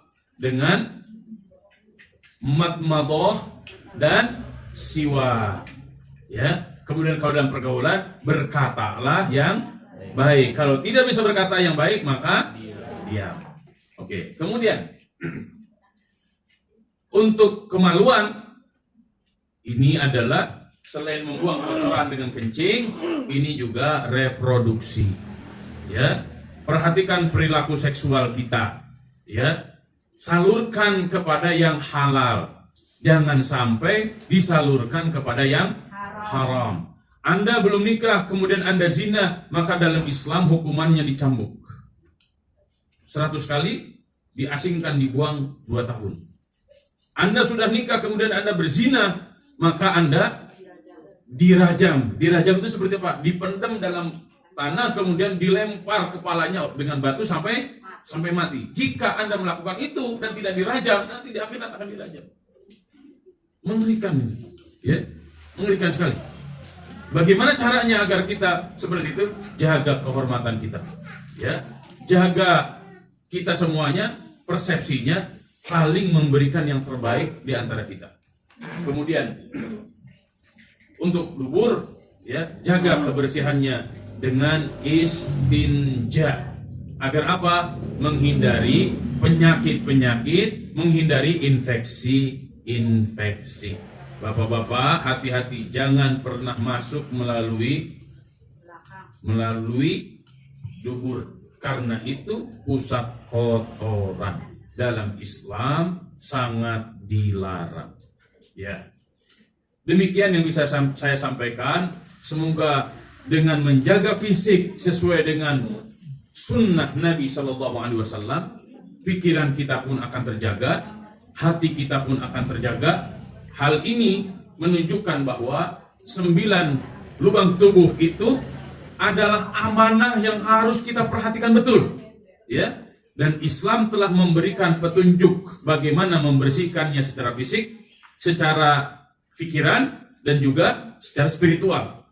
Dan inilah di antara cara syariat Islam menjaga kita semuanya agar bersih lahir dan batin kita semuanya. Ma'asyiral muslimin rahimani wa rahimakumullah, demikian yang bisa saya sampaikan. Mohon maaf jika ada hal-hal yang kurang berkenan. Saya tidak tahu apakah langsung ditutup atau ada forum tanya jawab. Hatur thank you, jazakumullah khairan katsira, wallahu a'lam bishawab. Wassalamualaikum warahmatullahi wabarakatuh. Waalaikumsalam warahmatullahi wabarakatuh. Jazakallah khairan katsiran kepada Ustadz telah pemaparannya mengenai kesehatan spiritual. Ya, sudah. Baik, kita mulai saja sesi tanya jawab. Ya, silakan Bu. Assalamualaikum warahmatullahi wabarakatuh. Perkenalkan, nama saya Nuning Dwi Astanti dari kelas Ali Imron. Izin bertanya tentang istinja, Pak. Gimana hukumnya apabila kita merawat orang sakit dan beliau tidak bisa apa-apa, terpaksa kita membersihkan kotorannya itu dengan tisu basah. Itu gimana, Pak? Sekian, terima kasih. Ya, baik. Assalamualaikum warahmatullahi wabarakatuh.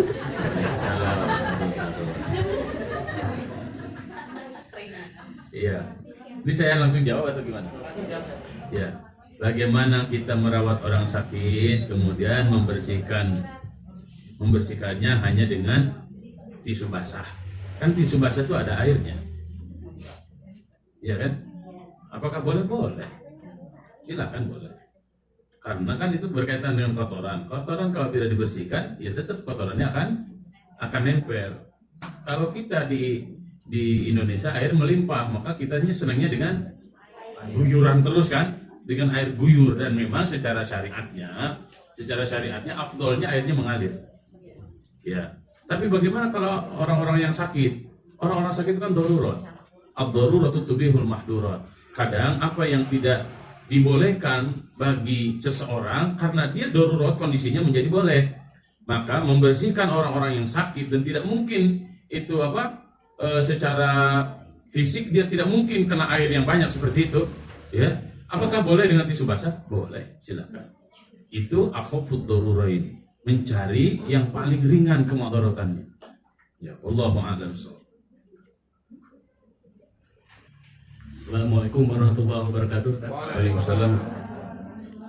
Kenalkan, nama saya Yogi. Tadi berkaitan dengan pendengaran tadi. Pendengaran. Tadi kan juga sudah disampaikan harus dijaga komunikasi yang baik, ya, Pak. Ya. Dan sebagai di dalam rumah tangga, seorang suami juga harus bisa menjadi pendengar yang baik. Pendengar yang baik. Nah, tapi dalam kondisi tertentu, dalam komunikasi hal yang wajar tadi ketika ada sedikit masalah dalam rumah tangga itu. Dan sebagai suami agar menjadi pendengar yang baik, tadi kan disampaikan pura-pura kuat ya. Iya, soalnya nggak wajar. Ya. Belajar pura-pura kuat. Nah, itu ada tips tambahan kita tuh. Selain pura-pura kuat itu harus apa lagi kan? Pura-pura kesurupan apa? Atau dia tinggal ngopi atau gimana? Terima kasih. Ya. Assalamualaikum warahmatullahi wabarakatuh. Waalaikumsalam warahmatullahi wabarakatuh. Ya, ini sebenarnya masuk pada ilmu komunikasi ya. Kan setiap kita itu sangat butuh berkomunikasi itu kan. Dan berkomunikasi itu cara manusia mengalirkan rasa. Ya, ketika kita mendengarkan hal-hal yang tidak mengenakan diri kita sebagai suami terhadap ocehan-ocehan istri, apa yang harus kita lakukan? Tadi prinsipnya, istri itu hanya butuh didengarkan. Nah, bagi suami nggak begitu. Kalau bagi suami, kadang bagi suami, alah yang gitu aja dibahas, alah yang gitu aja nggak bisa, alah masa iya sih begitu doang. Nah, suami harus belajar memahami istri. Jadi ada psikologi keperempuanan yang harus dipahami. terkadang para suami itu tidak belajar bahasa perempuan. Ini ilmu loh Pak. Contoh kayak begini bahasa perempuan tuh. Bi, bagus juga ya itu. Langsung beli itu. Ya kan itu bahasa perempuan kan. Bi, kita jalan yuk. Itu bahasa emak-emak. Bukan hanya sekadar pengen jalan-jalannya dia, tapi kebersamaannya yang dia harapkan. Gitu. Bahkan dalam kebersamaan itulah dia menyempatkan diri untuk mengeluarkan seluruh unek-uneknya. Nah, kita sebagai bapak-bapak, sebagai suami memang harus belajar, Pak. Harus belajar dengerin, memahami karakter istri kita. Saya sudah hampir berapa tahun, 15 tahun memahami personality itu seperti apa itu. Khusus ilmunya tentang personality, karena bukan terkadang sih, banyaknya perceraian di Indonesia itu gara-gara satu, Pak. Komunikasi yang merasa saya sudah nggak nyaman, saya sudah nggak nyambung, gitu. Gara-gara komunikasi doang. Jadi komunikasi itu penting atau tidak sih? Komunikasi itu sangat penting. Tapi terkadang kita tidak pernah belajar ilmu komunikasi suami istri. Ya. Jadi caranya gimana tuh, Pak? Belajar. Betul, sepakat. Wallahu a'lam bishawab. Ya. Caranya belajar Mas Yahya. Belajar mendengarkan. Mendengarkan. Ada lagi Ibu? Silakan Bu. Ya, silakan. Siapa? Oh, ibu di pojok, Bu. Berarti ini yang offline dulu ya. Assalamualaikum warahmatullahi wabarakatuh. Waalaikumsalam warahmatullahi wabarakatuh. Nama saya Yuli dari kelas Asajidah. Mau bertanya Pak, kalau misalnya kita sakit kepala berat gitu ya, udah waktunya masuk waktu sholat gitu, tapi kita nggak bisa bangun tuh, ke kamar mandi wudhu juga nggak bisa, kita nggak bisa bangun lah, terus sampai waktu sholat itu habis itu bagaimana misalnya kita ya suka begitu, misalnya sakit kepala berat kita nggak bisa melakukan aktivitas sholat, wudhu juga, atau misalnya bangun dari mau kayak misalnya tayamum itu nggak bisa, bagaimana itu? Iya. Terima kasih. Wassalamualaikum warahmatullahi wabarakatuh. Waalaikumsalam warahmatullahi wabarakatuh. Ada kondisi-kondisi seseorang yang menjadikan dia tidak bisa bergerak, tidak bisa bangun, tidak bisa ngapa-ngapain. Ya, terutama orang-orang yang seperti ini biasanya orang-orang yang vertigo. Kalau lagi kambuh itu katanya orang-orang vertigo itu kalau lagi kambuh, langit itu jadi bumi jadi langit kan jadi kebalik-balik. Karena vertigo itu kan hilang keseimbangan. Ya. Dulu pernah ada teman saya yang punya penyakit ini, dan sekarang ada kepala sekolah yang punya penyakit itu di saya. Jadi katanya kalau sudah jadi itu langsung wah gitu, langsung aja ngejengkang. Nah, bagaimana ketika datang waktu sholat tapi penyakitnya lagi kumat? Nah, inilah yang disebut dengan darurat, Pak. Darurat itu kondisi-kondisi yang sangat spesial. Bagaimana Islam memposisikan seseorang dalam kondisi yang darurat? Maka yang darurat itu kaidahnya para ulama ad-dararu yuzalu, ad-daruratu tubihul mahdurat. Ad-dararu yuzalu. Kalau kemadaratan itu bisa hilangkan. Tapi gimana kalau tidak bisa dihilangkan? Maka ad-daruratu tubihul mahdurat. Ketika seseorang ya dalam kondisi normal wajib sholat. Ketika dia dengar azan maka sudah langsung wajib sholat.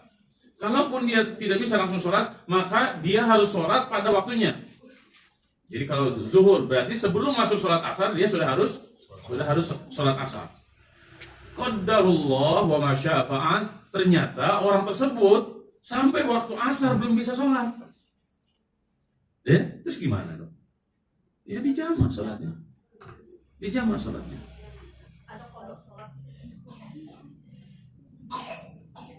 Qadha sholat dalam mazhab Syafi'i itu maksudnya digabungkan dalam waktu lain.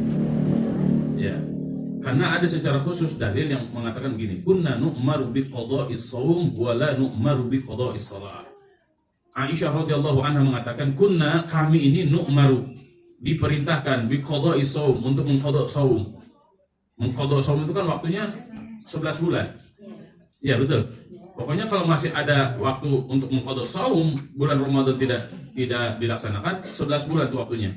Wala nu'maru bi qadha'is shalah. Tapi kami tidak diperintahkan untuk mengqadha salat. Nah, mengqadha salat di sini itu Berarti merapel sholat-sholat yang belum pernah kita lakukan. Contoh begini, 1 tahun seseorang itu koma. Ada orang koma 1 tahun, 2 tahun, setelah itu dia sadar. Terus gimana yang 1 tahun dan 2 tahunnya? Dikoto gitu. Dirapel sholatnya terus aja sholat. Nggak begitu.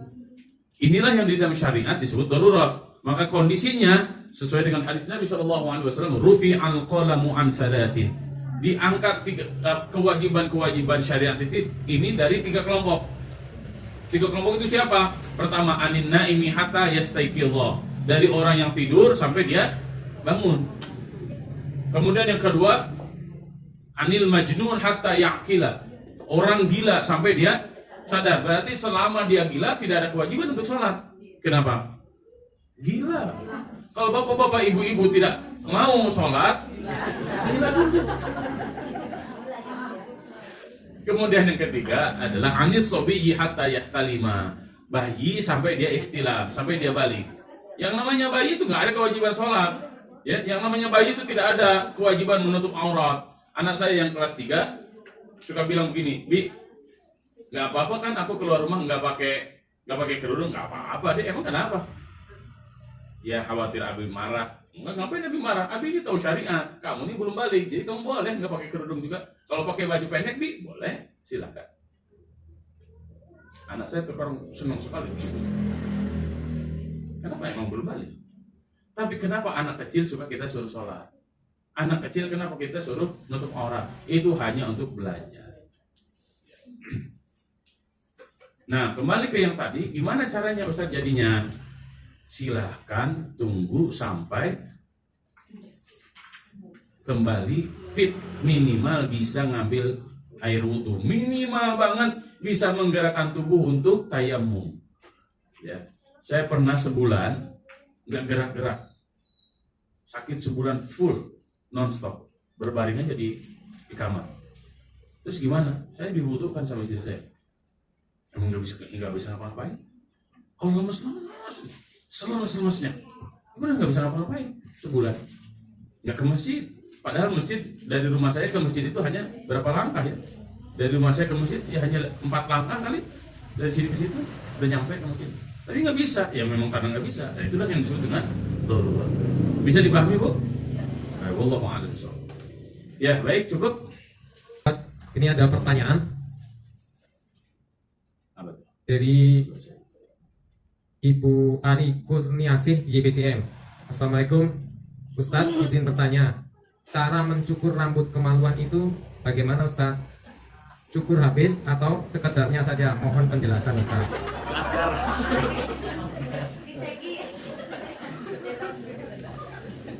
Aduh. Baik ya, ibu yang bertanya tadi dijawab oleh ibu-ibu yang offline di sini. Disegi katanya. Saya nggak tahu disegi itu kayak gimana. Ya, dalam hadis Nabi SAW disebutnya dicukur. Ya, kenapa saya ingin menyampaikan dicukur? Karena ada bahasa di dalam hadis nabtun. Nabtun itu dicabut. Kalau mohon maaf, bulu ketiak itu syariatnya dicabut, Bu. Ya, kalau dalam syariat bulu ketiak dicabut, tapi untuk bulu kemaluan dicukur. Mode cukurnya La haula wala quwwata illa billah. Silahkan sesuai dengan selera masing-masing. Ya. Yang penting tadi secara syariat dilaksanakan, yaitu dicukur, dirapihkan. Karena kalau panjang itu akan menjadi lembab, dan kalau lembab disitulah banyak bakteri yang berbahaya bagi ibu-ibu dan bagi bapak-bapak. Ya, jadi silakan definisi dirapihkan itu sesuai dengan selera masing-masing. Ya, ya terserah. Karena saya tidak menemukan mode.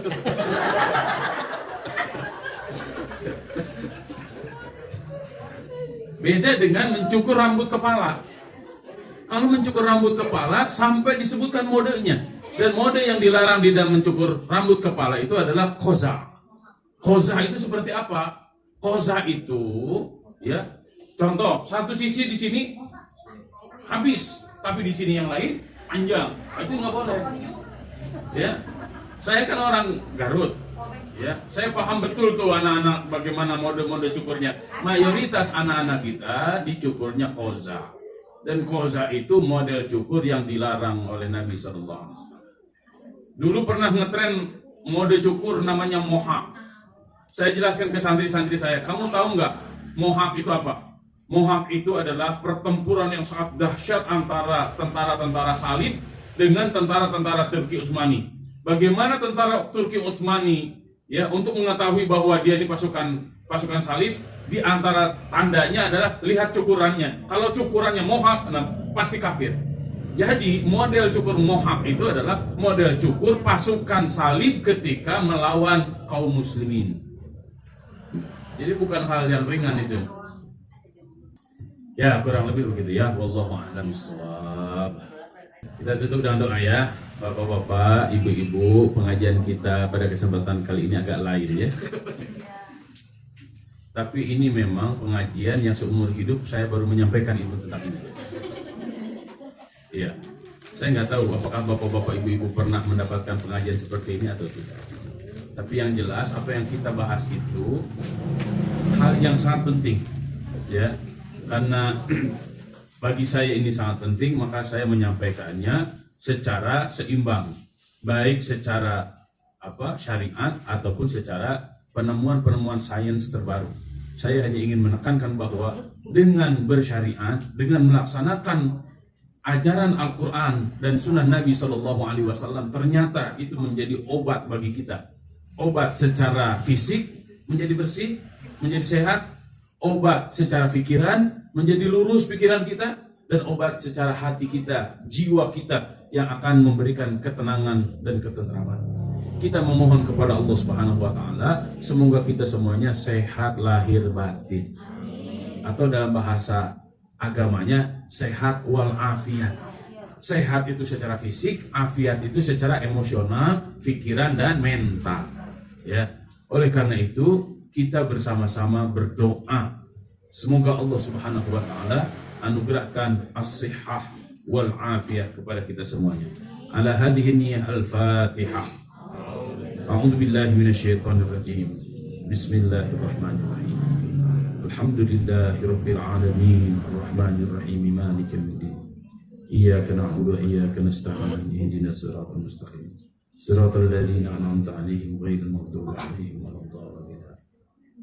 أعوذ بالله من الشيطان الرجيم بسم الله الرحمن الرحيم الحمد لله رب العالمين حمد الناعمين حمد الشاكرين حمد يوافي نعمه ويكافئ مزيدا يا ربنا لك الحمد كما ينبغي لجلال وجهك الكريم وعظيم سلطانك رضيت بالله ربا وبالإسلام دينا وبمحمد نبيا ورسولا اللهم لك الحمد ولك الشكر وإليك المشتكى وبك المستعان لا حول ولا قوة إلا بالله العلي العظيم ربنا ظلمنا أنفسنا وإن لم تغفر لنا وترحمنا لنكونن من الخاسرين رب اغفر لي ولوالدي وارحمهما كما ربيانا صغارا اللهم اغفر للمؤمنين والمؤمنات والمسلمين والمسلمات الأحياء منهم والأموات إنك سميع قريب مجيب دعوات اللهم أصلح لنا ديننا الذي هو عصمة أمرنا وأصلح لنا دنيانا التي فيها معاشنا وأصلح لنا آخرتنا التي إليها معادنا واجعل الحياة زيادة لنا في كل خير واجعل الموت راحة لنا من كل شر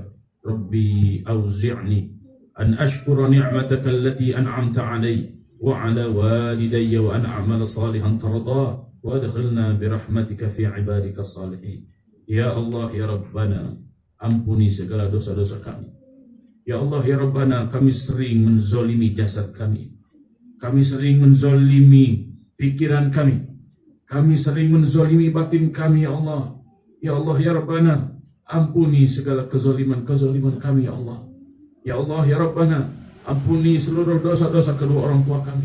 Ampuni seluruh dosa kakak dan adik kami. Ampuni seluruh dosa keluarga besar kami.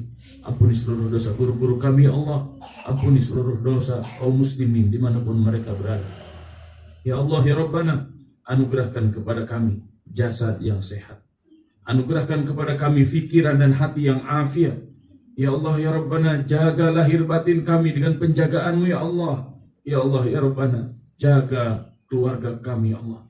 Jadikan keluarga kami keluarga yang barokah, keluarga yang sakinah, mawaddah, warahmah. Lahirkan dari kami semuanya anak-anak yang sehat dan afiat, anak-anak soleh dan solehah, anak-anak para pecinta Al-Quran dan Sunnah, anak-anak yang akan mereka jadikan para ulama dan para pejuang. Ya Allah, ya Rabbana, jadikan lembaga ini Kaukab Institute sebagai lembaga yang istiqomah dengan Al-Quran. Ya Allah, ya Rabbana, jadikan lembaga ini sebab hidayah bagi banyak orang, ya Allah. Ya Allah, ya Rabbana, lahirkan dari lembaga ini ibu-ibu, anak-anak yang mereka akan siap berjuang dengan Al-Quran, menegakkan Al-Quran, menegakkan Al-Quran, mendakwahkan Al-Quran, mengajarkan dan mewariskan Al-Quran dari generasi ke generasi. Ya Allah, ya Rabbana, hari ini Engkau pertemukan kami di tempat ini. Ya Allah, ya Rabbana, pertemukan kami semuanya, kumpulkan kami semuanya di surga Firdausil A'la kelak, ya Allah. Allahumma Rabbana la tuzigh qulubana ba'da idh hadaitana wa hab lana min ladunka rahmah innaka antal wahhab. Rabbana hab lana min azwajina wa dhurriyyatina qurrata a'yun waj'alna lil muttaqina imama. Rabbana atina fid dunya hasanah wa fil akhirati hasanah wa qina adzaban nar. Subhana rabbika rabbil izzati amma yasifun wa salamun 'alal mursalin walhamdulillahi rabbil alamin. Wallahu a'lam bissawab. Wallahil muwaffiq ila aqwamit thariq. Yang benar pasti dari Allah, yang salah pasti dari diri saya. Saya mohon ampun kepada Allah dan saya mohon maaf kepada bapak-bapak, ibu-ibu sekalian. Wassalamualaikum warahmatullahi wabarakatuh. Waalaikumsalam warahmatullahi wabarakatuh. Jazakallah khairan katsiran kepada guru kita Ustaz Dr. Uus Mauludin MA. Beliau alhamdulillah telah mengisi materi dan mudah-mudahan apa yang disampaikan bisa kita manfaatkan dan kita aplikasikan dalam kehidupan sehari-hari. Amin ya rabbal alamin. Dengan berakhirnya acara penutup, maka berakhir pula acara pada kesempatan hari ini. Maka mari kita tutup dengan bacaan hamdalah bersama. Alhamdulillahirabbil alamin. Kita tutup dengan kafaratul majlis. Subhanakallah wa bihamdika asyhadu an la ilaha illa anta astaghfiruka wa atubu ilaih. Apabila ada kata-kata saya yang kurang berkenan, kami mohon maaf yang sebesar-besarnya. Akhirul kalam, wabillahi taufiq wal hidayah. Assalamualaikum warahmatullahi wabarakatuh.